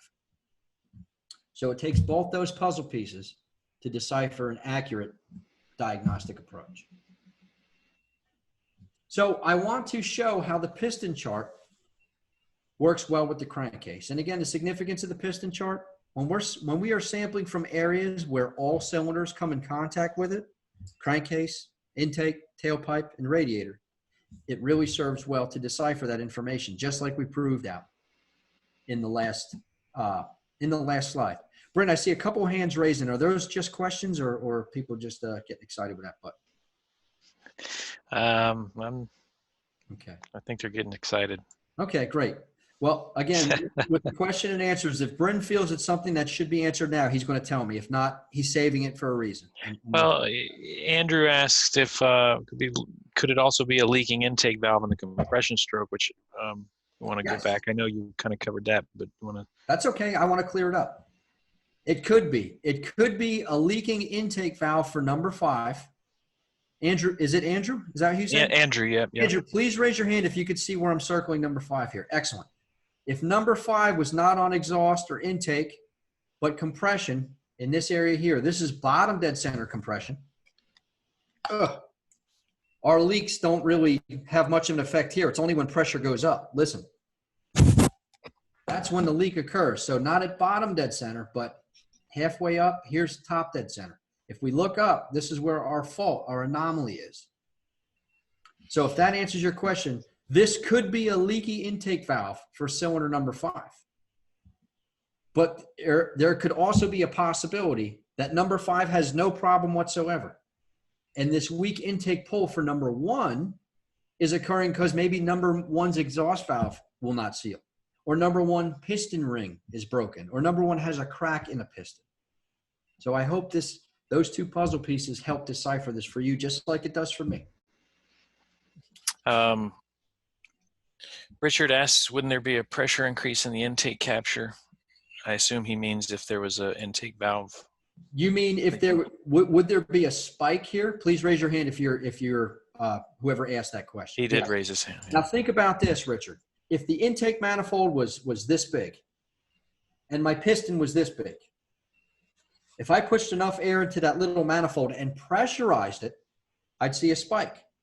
But let's pretend the piston is this big, but the intake manifold is this big here. Do you see how there wouldn't be as much?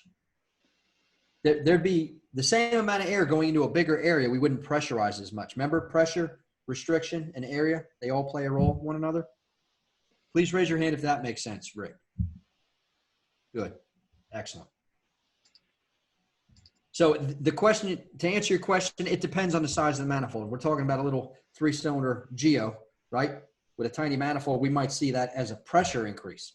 But we're talking about a big V8 intake manifold. You might not see it as a pressure increase, but lack of a pull, or sometimes even both, depending on its configuration. So the crankcase waveform, we simply reference an ignition strike and plot our piston chart as we did here.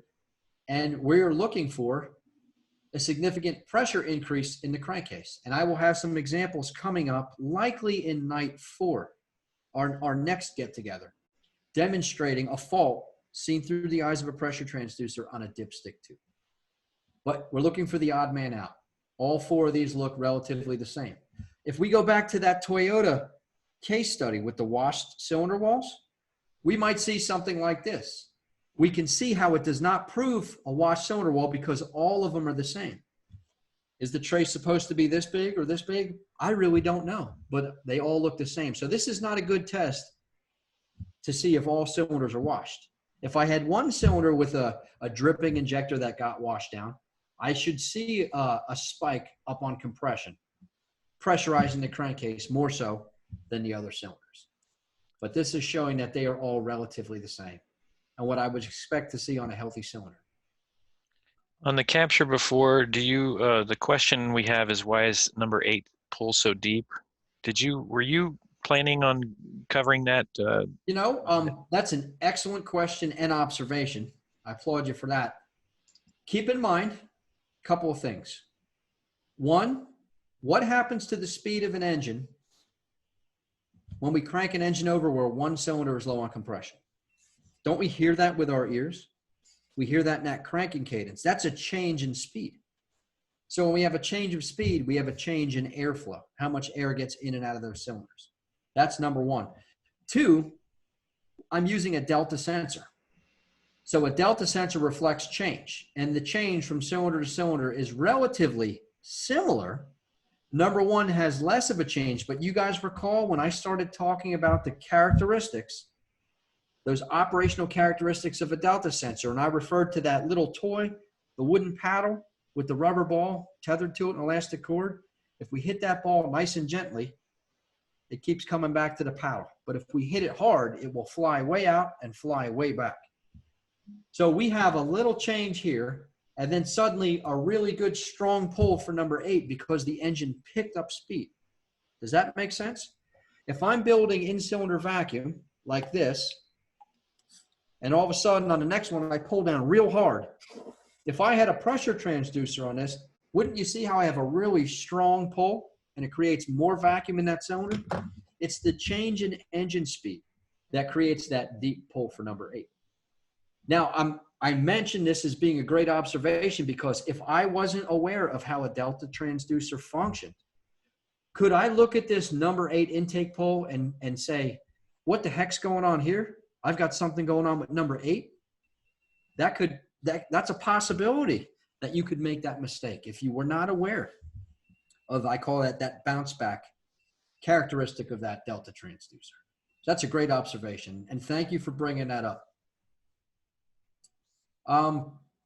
This is really cool. So what I have here is a piston chart referencing a delta transducer trace on a cooling system. Now here's the story. A customer of ours at the shop had purchased himself a used vehicle from somebody on the other side of the state. He drove 5 or 6 hours to purchase his vehicle. He paid money for this vehicle through a private owner, and he drove the vehicle straight home and right back to my shop, the shop I was working at. And he paid us to go over the entire vehicle with a fine-tooth comb. And if everything checked out, he was going to invest some money with new tires and new brakes, and he was going to have the interior cleaned and detailed and fresh watch and wax job on the paint. So he paid us to go over this vehicle. And, you know, we do what many shops do. We scan the vehicle for DTCs and see if the monitors were run, you know, a full global scan. Any clues to indicate that there was a problem or somebody may be trying to cover up a problem. I road tested the vehicle and noted no drivability symptoms whatsoever or strange noises.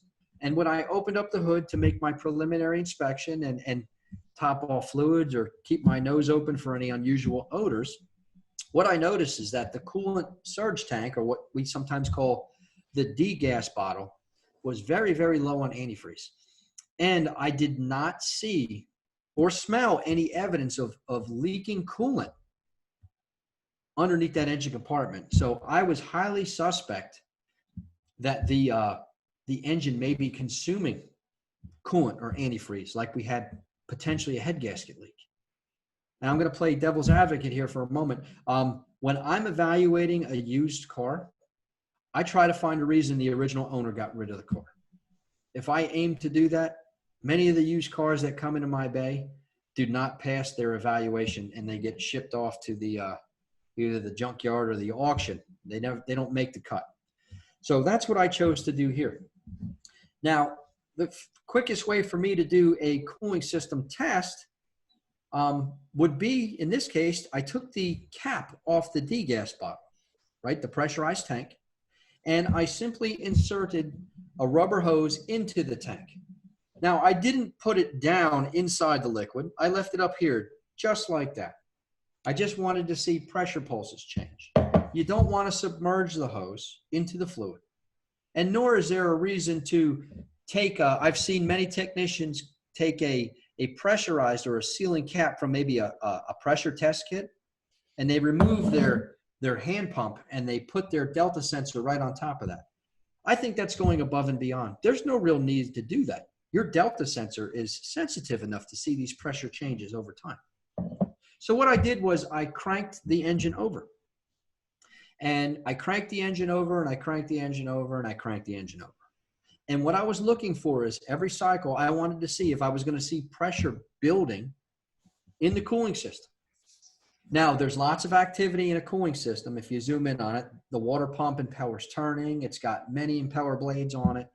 You know, if coolant's really low and it's sloshing around, it can have an effect. But the point is, I was looking for a visual indication that one of the cylinders was pushing air into the cooling system. So what I did was I cranked the engine over initially without any cursors or diagnostic aids whatsoever. And if I saw a relatively flat line, perhaps the head gasket or crack in the cylinder head was not exposing itself with the engine cold. So maybe I'd repeat the process when it was hot.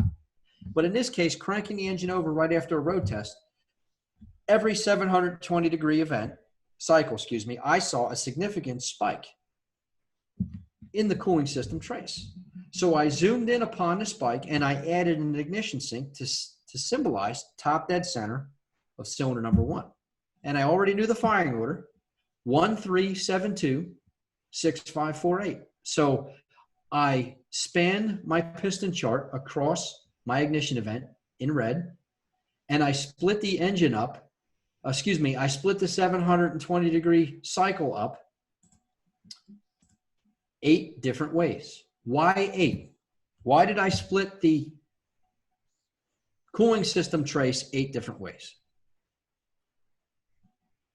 Why 8? What does 8 represent? Number of cylinders in this engine's configuration.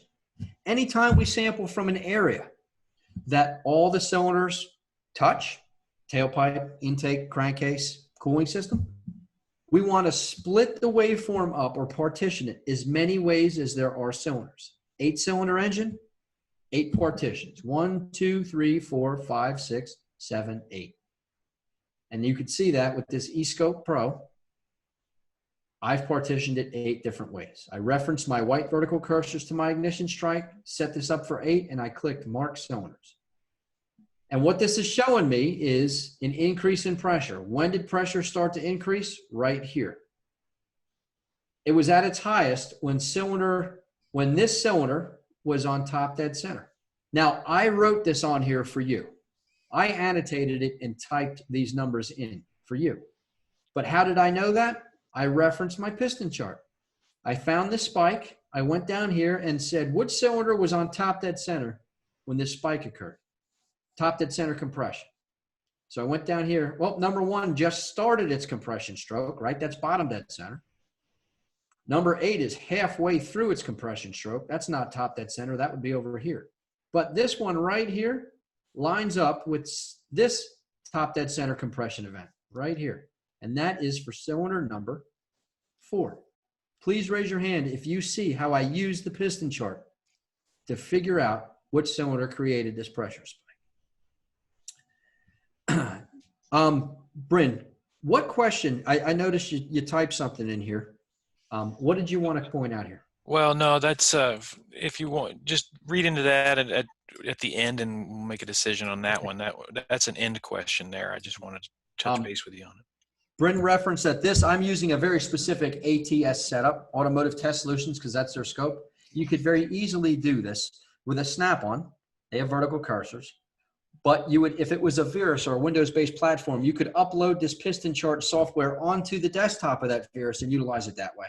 If not, you can certainly save it to Snap-on's, I'll call it like an iCloud, they call Shop Stream Connect, where we can manipulate the waveform on our PCs. And I would use the piston chart in the same way. In fact, I don't even need these vertical cursors here. All I have to do was span my piston chart. And I find the spike here. I look down on my chart. Which top dead center compression event lines up with this spike? It's this one right here. And that one is cylinder number 4. So you don't need these cursors here. It's just like, it just makes it easier to stare at. Great question. Cooling system test done while cranking as well? Yes, this is cranking right here. There are many engines that will not show up cold, right? We know how head gaskets tend to fail on some cars and not another. I've done cylinder leakage tests in cold engines and saw no leakage. I take the car around the block and pull the spark plugs back out, and I do the leakage test again, and I'm spraying antifreeze out my easy fill funnel, right? The one we put on top of the radiator to see bubbles coming up. You know, you get a bath. I've done that before. Now, one of those cars is coming up right here. So this car here, if you notice, if any of these will recognize the screen, I'm using a 20-year-old Snap-on Modus. Now, before you stare at this waveform, I want you to hear me out. This car came in severely overheated. This car was so overheated, I could hear in the cranking cadence a dead hole.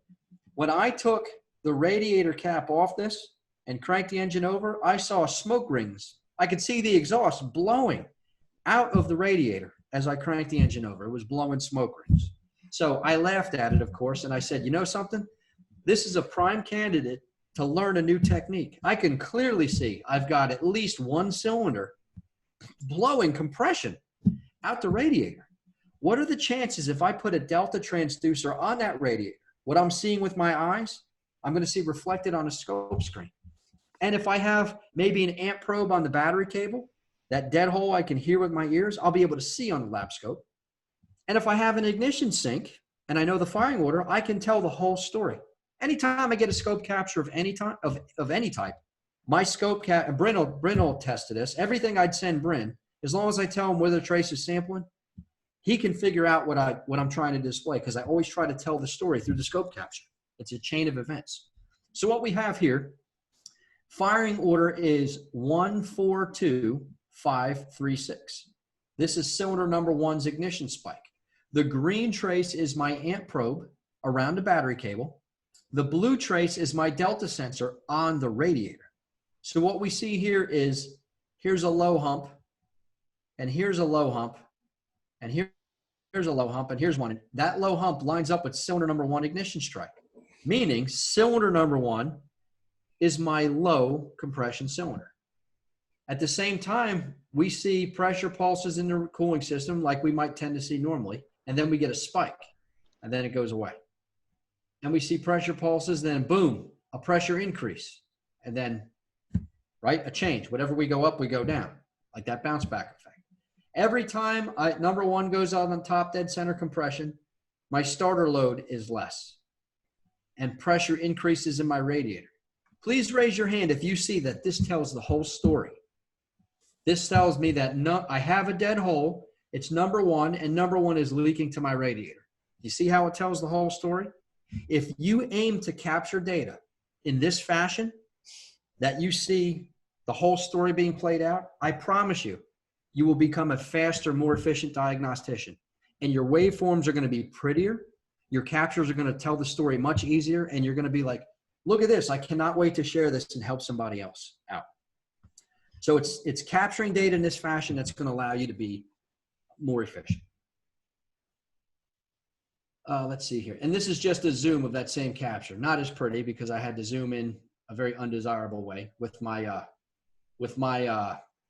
paint program. That's what makes it so ugly here. But this is showing a pressure increase when which cylinder is on top dead center compression? Cylinder number 1.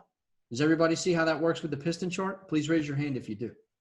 Just like we did on that last example. Excellent. I'm glad you guys are still with me. Holy heck, I talk a lot, Bryn. We only got 20 minutes left. Okay. So this is that piston chart. I want to breeze through this. If you guys want to find this piston chart, go to Bryn, if you wouldn't mind typing this in the chat for me, www.drivabilityguys.com, and drivability is spelled with the E, D-R-I-V-E. You can find this here. When you open up this program, this window will open up, and this will give you a drop down and select your firing order. There's over 30 firing order configurations, so never guess if you're not 100% sure. You can choose an ignition sync. You can choose a piston chart and also change how well you can see through it, right? Transparency. You can make it as see-through or not see-through as you want. There's also many other overlays to help make your analysis easier. So check that out if you're interested. Very inexpensive. This allows us to very easily decipher issues with a camshaft face, knowing that a 4-cylinder engine has a top dead center event every 180, a 6-cylinder every 120 degrees, and an 8-cylinder every 90 degrees. Now, what's great about this is it makes analysis easier, just like any automated tool you use, like the automated battery testers, right? We can push a button and it could tell us this or this, but unless we understand how that machine works, in the event that that test lets us down, we will not be able to properly evaluate that battery's condition. So in this case, I want you guys to get your hands on a piston chart and use the cursors to partition the waveforms, because it makes things very easy. But I want you to know how to do it without the specialized tools, because you may use a scope that somebody's allowing you to borrow. You might be visiting a shop, or perhaps your scope broke or the battery's dead and you need it right now, and you have to borrow Bryn's scope or my scope or your neighbor's scope. It might not work the same. So this piston chart, this program serves as an overlay program serves as a crutch or a tool, but you don't need it. So we're going to use some math here. I kid around and call it difficult math, but it's really not difficult. As long as you understand what the math is trying to do, you can figure it out, no problem. So this is going to be broken down into 3 different steps. Step 1, we're going to attempt to establish the duration of the engine cycle in milliseconds. And that's easy. Top dead center to top dead center, and we find the delta time in between. That's what our cursors are for. We're going to write that time down, and we're going to set it aside on a scratch pad or a notepad or on the back of our repair order. Then we're going to divide that 720 degrees into individual degrees by way of that elapsed time. That just involves a little bit of math. And then we're going to span our cursors to find the point of interest, like when an exhaust valve opens, or when an intake valve opens, or maybe when an ignition strike occurs relative to top dead center. We call those points of interest. And we're going to do some basic math to multiply so we can calculate how many degrees of offset that occurs. How many degrees before top dead center in ignition strike occurs, or how many degrees after bottom dead center in intake valve occurs. All we need is our cursors and a calculator. So I'm going to demonstrate here. Now, this is a waveform from probably night number 2. The shape of the waveform doesn't matter. Please do not try to analyze this waveform. That's not what this exercise is about. We're going to use our cursors, our cursor box here, and a little bit of math to carry out this exercise. So I span my cursor number 1 to top dead center compression. Cursor number 2 is also on top dead center compression 720 degrees later. The elapsed time that occurred between these 2 cursors is 107.52 milliseconds. That's what we see here. So what I'm going to do is plug this into a calculator. I am going to take 720 degree engine cycle, and I'm going to divide it by that elapsed time. So the 720 degrees divided by the 107.52 milliseconds that we have right here equals 6.7 degrees per millisecond. So that means every millisecond that goes by is 6.7 degrees. 6.7, 6.7, 6.7. Does that make sense? Please raise your hand if it does. Excellent. So I'm going to write this number down. I round it up, 6.7 degrees per millisecond. I write that down on a piece of paper. Now I want to find the bottom dead center 180 marker. So if I have 107 milliseconds of elapsed time that occur right here, in order to find the 180 mark, I take 720 and I divide it by 4. So I'm going to take 107 milliseconds and divide that by 4. 107. Oops, excuse me a second. 107.52 divided by 4, or multiplied by 25%, that's the same way of saying it, will give us our 180 mark, right? Because 720, 540, 360, 180. If you divide it by 4, you get the 180 mark. So 107 milliseconds divided by 4 equates to 26.95 milliseconds. So what I do is I leave this cursor here where it's been the whole time, and I take the cursor that was over here and I move it back and I move it back and I move it back, and I keep moving it back until my delta time equals 26.95 milliseconds. When I get to that point, I stop. I know that's bottom dead center. And then what I do is I'm going to take this cursor and I'm going to move it to the point of interest. What point of interest am I looking for? When does EVO occur? I'm going to put it right there. So if I move that there, the elapsed time between EVO and the 180 mark is 5.06 milliseconds. I'm going to take this and plug it into my calculator and multiply that against my 6.7 degrees per millisecond. 6.7 times the 506 delta time yields me 34 degrees before bottom dead center. This is opening 34 degrees before bottom dead center. Please raise your hand if that makes sense. I know I went through this very fast, but if you breeze back through this, you know, this is going to be available to view at a later time. Just make sense of the math. I'm doing three things. We found the duration of the engine cycle in milliseconds. We wrote that down. We plugged that delta time into 720, and divided it into 720 to find out how many milliseconds occur in every degree, how many degrees occur in every millisecond of elapsed time. And those simply served as, what do we call them? Parts of an equation, variables in the equation. The rest was just plugging in the math. So it's very, very, very simple. I'm going to demonstrate it again for you right here. That's how we find the 360 mark. We take the 720, right, that 107 milliseconds, and instead of multiplying it by 25% to give me the 180 mark, I multiply it by 50%, right, halfway between, 50% to give me the 360. If I wanted to find the 540 mark, I don't multiply it by 25%.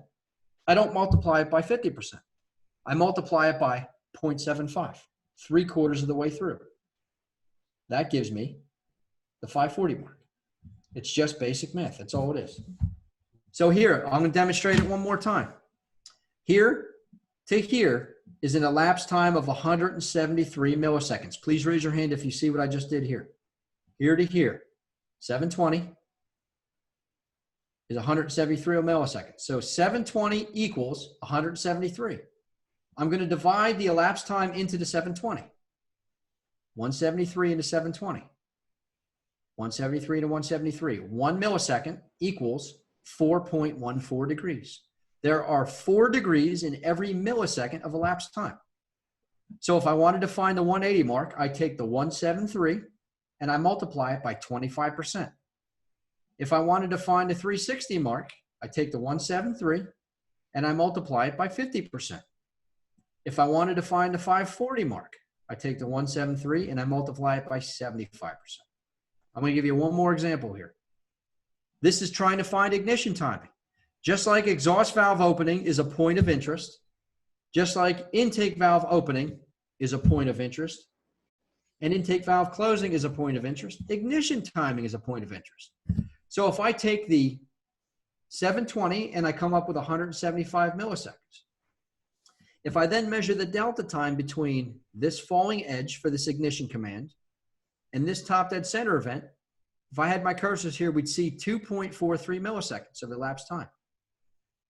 If I take the 2.43 and I multiply it by the 4.11 degrees of elapsed time, degrees per millisecond, I get 10 degrees of spark advance. So I hope that makes sense for you guys. It's going to take practice, but when you understand the math, this becomes very, very easily. Very, very easy. And the piston chart really makes this, or the calculation software makes this a lot easier for you. So we are 10 minutes out, and I think this is the perfect opportunity to stop so we can answer some questions. Before we get into the end of the class and into case study after case study after case study, this is the perfect opportunity to stop and get into some Q&A. So, Bryn, if you will, are there any more questions that we can answer for these guys over the next 10 minutes? Yes, be my pleasure. Brian asks, does a turbocharged engine appear different through the tailpipe, or would we still see the M's like a naturally aspirated engine? What I can tell you, Brian, is this. Whatever you should see in one cylinder, you should see from one cylinder, you should see in the other. When we crank an engine over is when we typically monitor pressure changes in the tailpipe for analysis. Remember, running waveforms are a bit confusing. There's far too much activity. But at cranking an engine over, we should not see too much output from the turbo, if any at all. And every cylinder should still reflect similarly in the tailpipe. So to answer your question, you're not always going to see the letter M's as clearly on some engines as you will others. That's not important. What is important that every event looks similar to every other. I hope that answers your question. Um, can you hear me, Brandon? I can.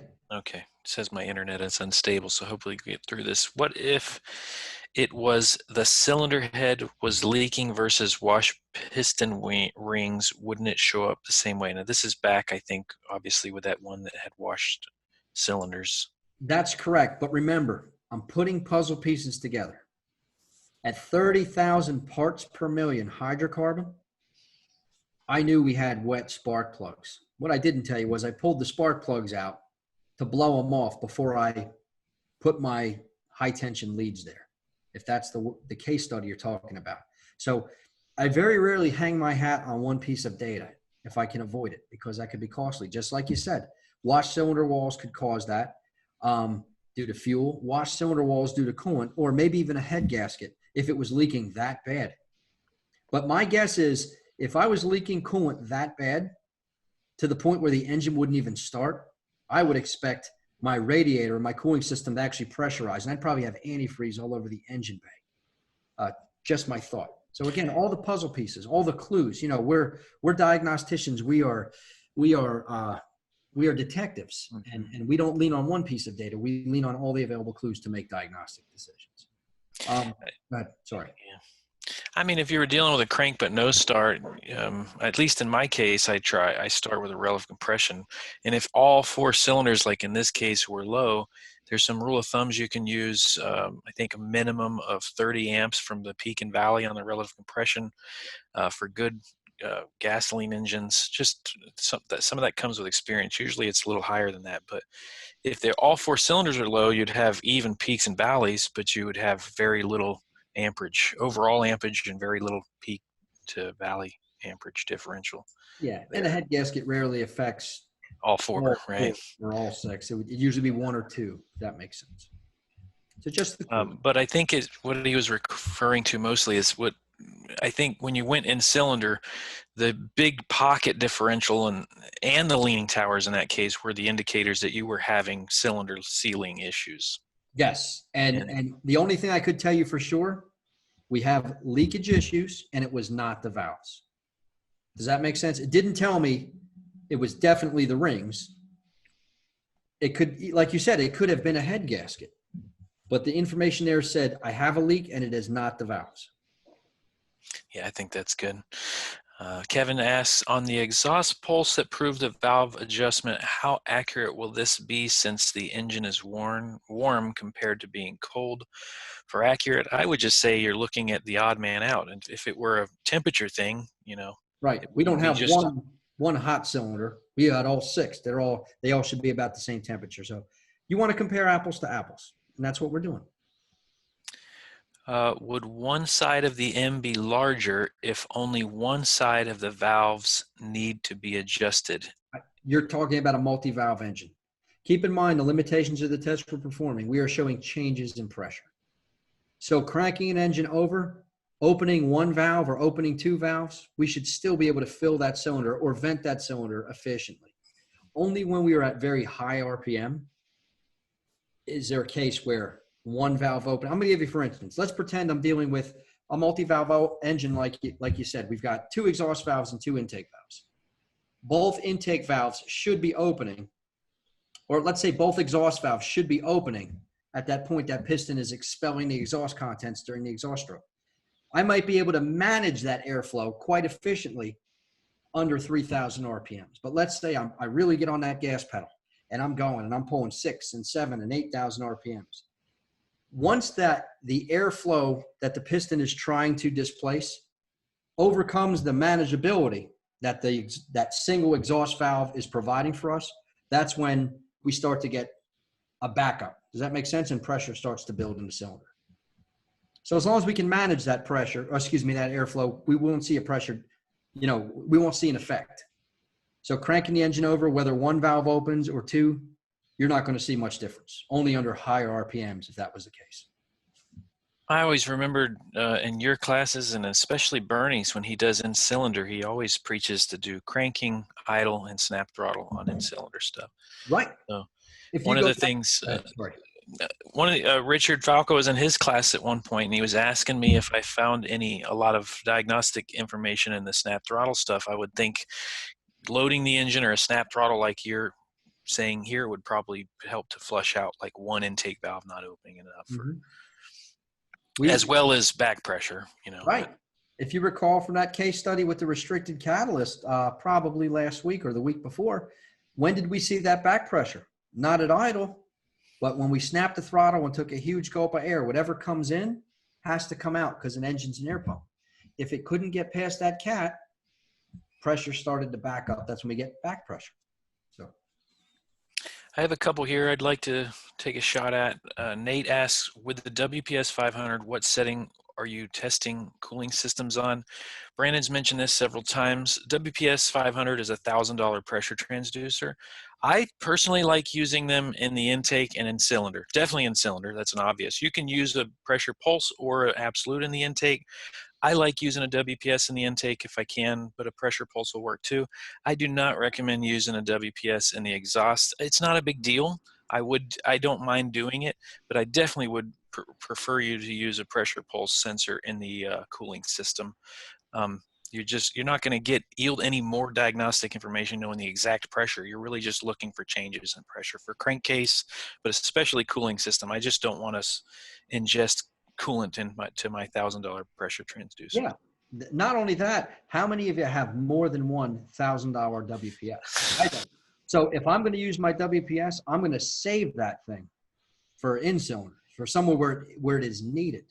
And I'll use a really inexpensive Delta sensor. I mean, I see them go for, a couple of our friends make them inexpensively for sale for $50, $75. I've seen them go upwards of $400 for one of the, I'll call it the brand name ones, right? The originals. But they do the same thing. So if I'm going to ruin one with antifreeze, which typically doesn't happen if you don't submerge it, I'd much rather be a $50 pulse sensor than a $1,000 WPS.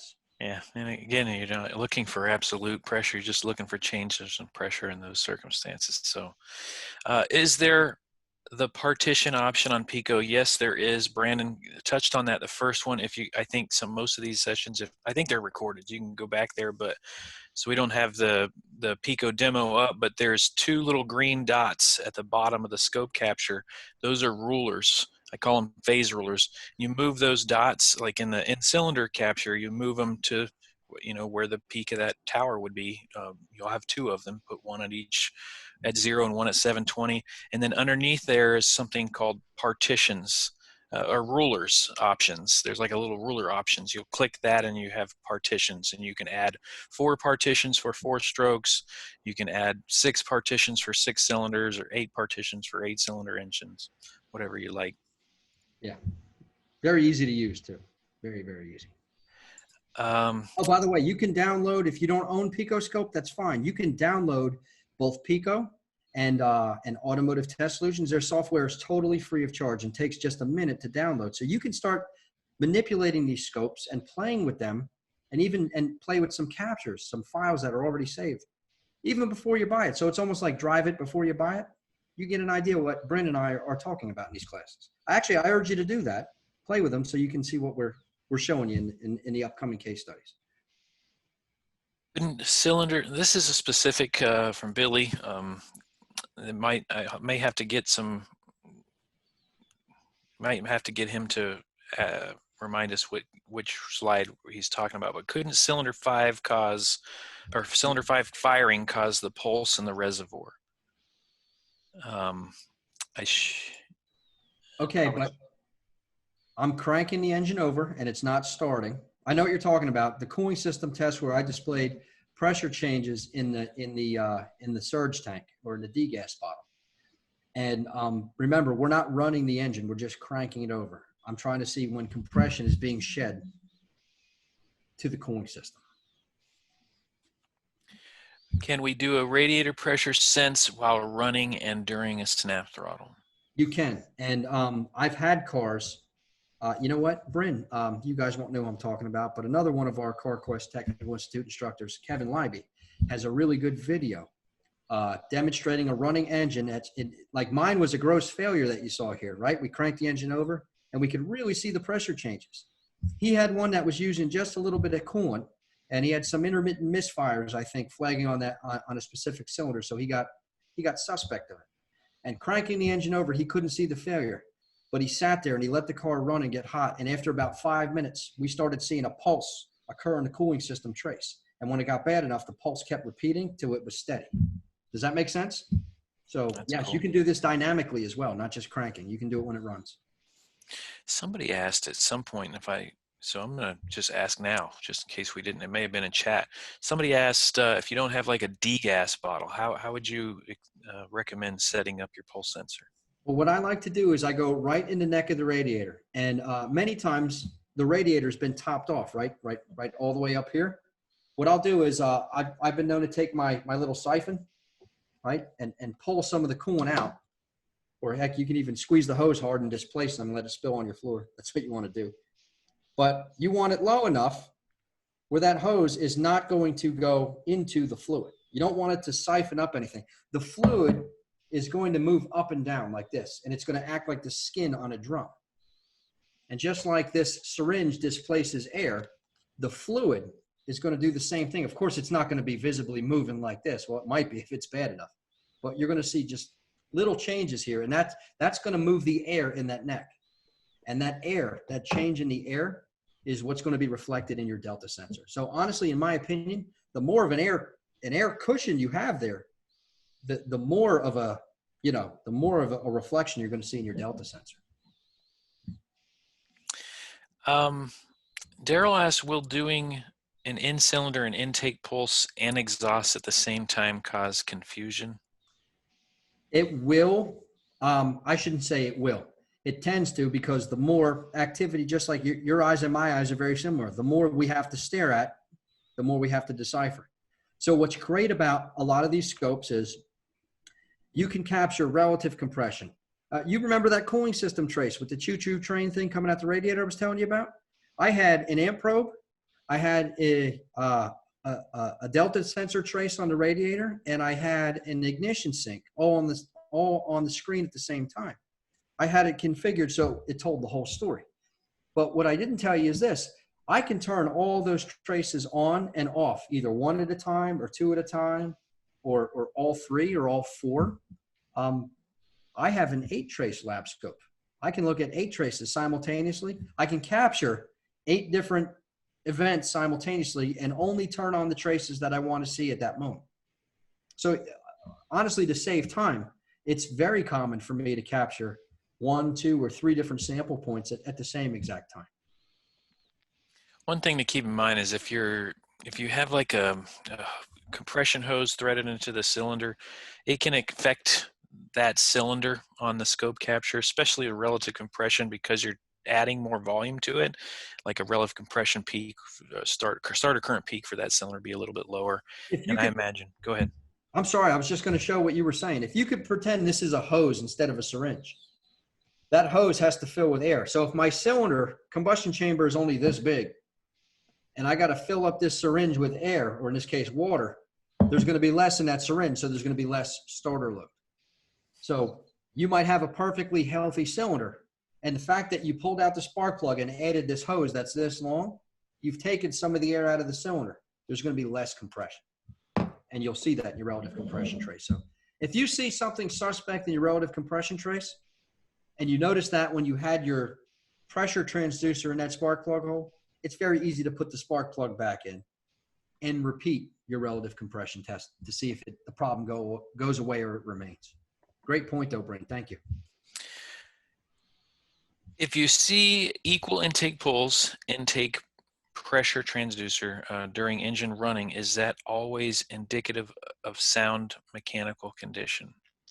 So you're saying if I'm sampling from the intake manifold, but instead of cranking, the engine's running, and if all of my pulses look relatively the same, does that mean that engine's mechanically sound? That's a great question.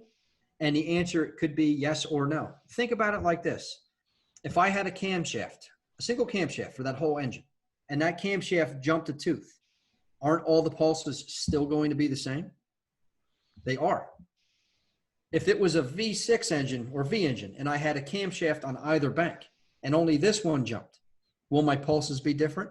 Yeah, every other pulse is going to be different.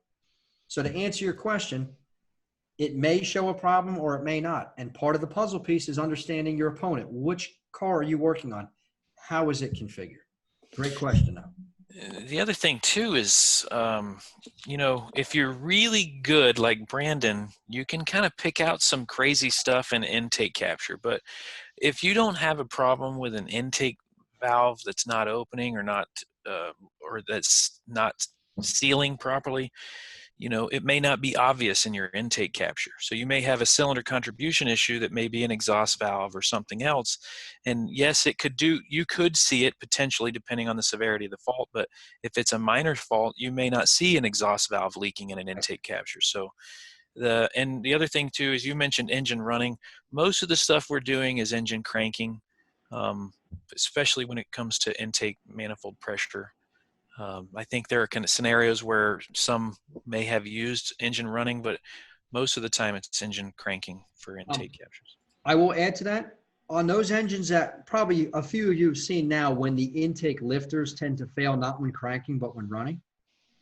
And then all of a sudden that lifter fails to open an intake valve or both intake valves. That is going to be very evident when it's running. And it might not be evident at all when it's cranking. So when you have a gross failure like that, it becomes very, very easy to see. Yeah, by then, you know, the Dodges and the GMs, you usually know what cylinder and you're going in cylinder with that thing anyways. We've got some really good case studies to reflect those scenarios coming up next day's class. When would you do a wide open throttle cranking versus restricted closed throttle cranking? You've answered that. Yeah, I don't like to open the throttle because the throttle provides the restriction necessary to see, to see the valve events. If you recall, the restriction is what creates the pockets, and the pockets allows us to see when a valve opens and closes. So cranking, I never open the throttle cranking. I'd always prefer to disable the engine by other means, either by way of disconnecting the fuel pump or perhaps pulling a fuse out or a relay. But sometimes doing that disables the PCM as well, or we lose ignition, so we have no point of reference. So some cars, newer cars, tend to be a bit difficult compared to the older ones, but it can still be done. Sorry, Ruben, you've got a question here. If you don't mind, try to rephrase it. I'm not sure on that one. We'll give you a minute to see if you want to do that. Bob asks, how would you get the 2.43 millisecond measurement for timing using a snap-on scope, since they do not provide horizontal cursors along vertical cursors? It's funny. Before I pull this back up, I'm going to find that waveform so I can pull it back up on my PowerPoint here. Bear with me one second. That was a snap-on that I was using for that. Brent, I'm going to share my screen for a moment. Okay. I have it whited out, where we don't need to see anything to eliminate any confusion, but you'll recognize that background as it's an old 20-year-old snap-on Modus. So what I've done is I had a cursor here that you can't see right now. I had a cursor here that you can't see right now. And it showed 175 milliseconds of elapsed time. If I took one of the cursors and I measured right here, and I took another cursor and I measured right here, the difference between here and top dead center is 2.43 milliseconds. So the rest is just plugging those variables into the equation. All you need is two vertical cursors and a calculator. That's it. This is in fact a snap-on, an old snap-on Modus, not even a new one, an old one. If you have any other questions, feel free to reach out to me. I'll be happy to have a conversation with you.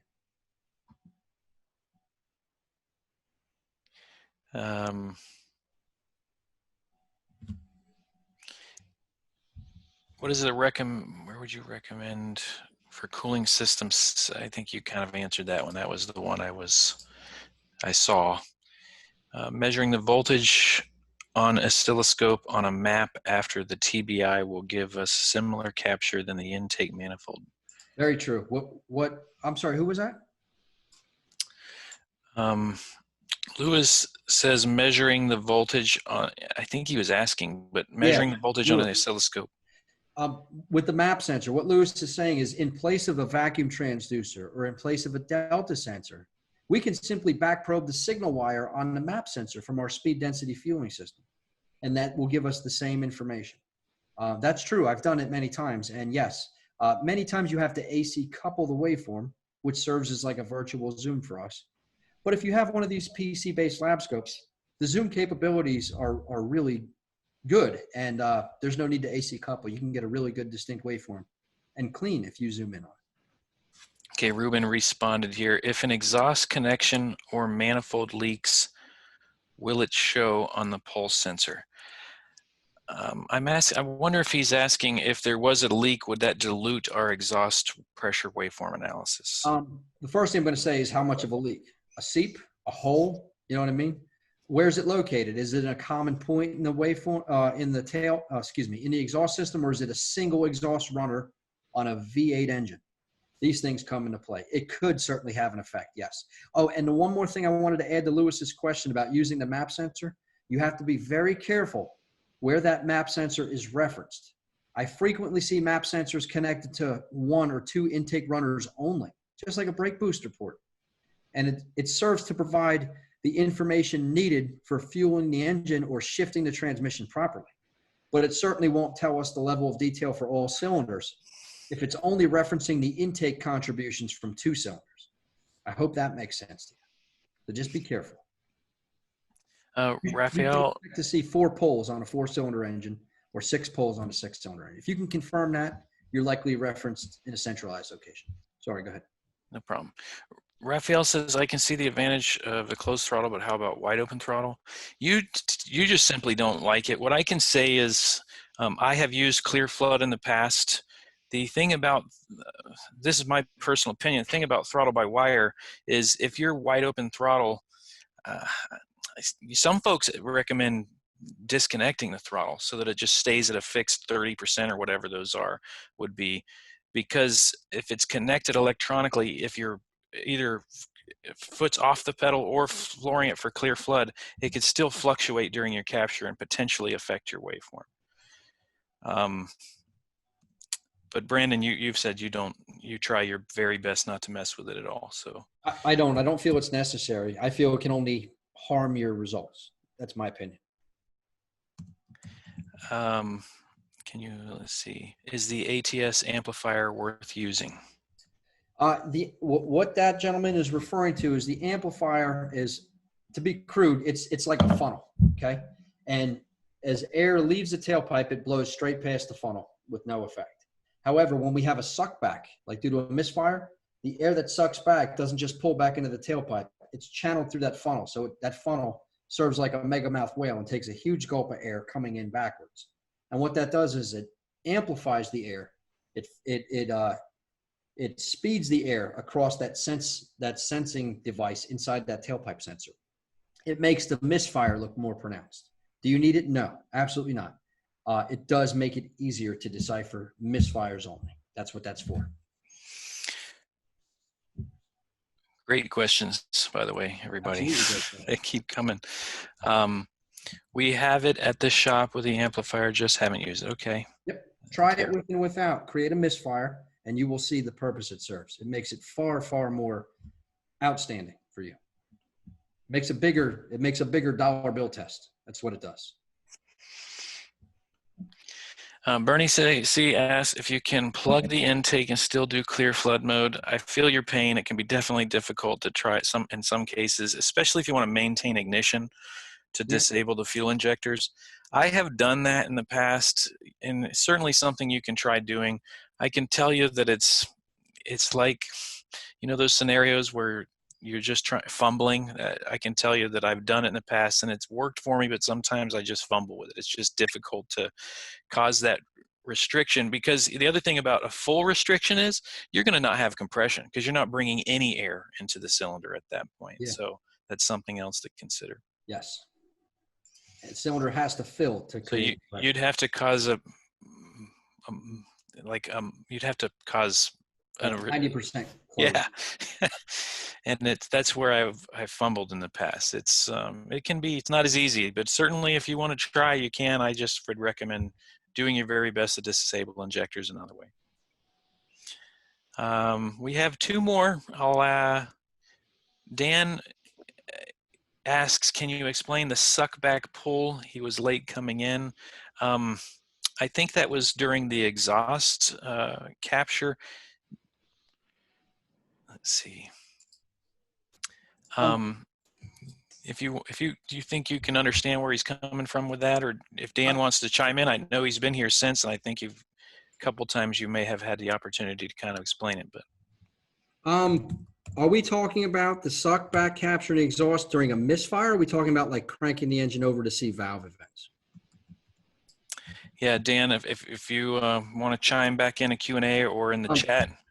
Dan, I'm not sure your last name. I apologize. I just put my email address on the chat, theboywonder13@comcast.net. If we don't get your question answered tonight, please reach out to me, and I'll be happy to have a conversation with you and show you what it is I was talking about. I think that you had a couple opportunities where you did since then, so I'm thinking that you might have gotten that one. I just okay, just in case. My email address is there if you need it. Okay. This one was the one I kind of reached out to you through panel. I didn't know if you wanted to try to do this or how you wanted to reply to this, but this is very specific ATS E-scope questions. He said, can you share the settings that you use for capturing different waveform settings, such as line width, smoothing, individual settings that be chosen for each channel at the bottom of the right, and deep record or record deep measure screen? I don't think we can get into that tonight. I don't think it would be appropriate, but again, I'm going to once again put my email address up, and I welcome anybody to email me. I'm happy to point you in the right direction or help you any way I can. I'd be happy to answer questions about that specific tool. All right. That's kind of what I was thinking, either via email or just have them give Neil or Bernie a shout out or something. Absolutely. Okay. Well, that's it for questions. I believe that's all. Ken, real quick, somebody said, when is the next session? Off the top of your head, do you know? I know I got it written down. Next session is Wednesday night, Wednesday night, which will be the 15th. So Wednesday the 15th, 7 p.m. Eastern Standard Time here in the States. That's correct. All right. Well, I want to thank everybody for being here tonight. I'll throw up one more reminder on the website. If you're looking for the HVAC class that's scheduled for Tuesday and Thursday this week, or if you're looking for any of the recorded sessions that have been posted, like I said, these sessions will be posted once the entire series is completed and they've been edited. They will be on our website at ctonline.com. Go to the training tab, select virtual classroom, and those recorded sessions will be there along with any other of the small 1-hour sessions that we have scheduled that are upcoming. If you want to enroll in the HVAC class for tomorrow and Thursday, you can go to the website under the classes near me and simply click search, and the class will come up. Please remember that the register here link is not live. You must copy and paste it into your either a Chrome or Firefox browser to get to the registration page. We also like to encourage everyone to join our CTI WTI members Facebook group. We have a lot of good information and a lot of good chat that goes on there, tech tips and all those kinds of things. And we would certainly welcome you to that conversation anytime. So with Brandon and Bryn have nothing else. No, I'm good. All right. We will say adieu for tonight.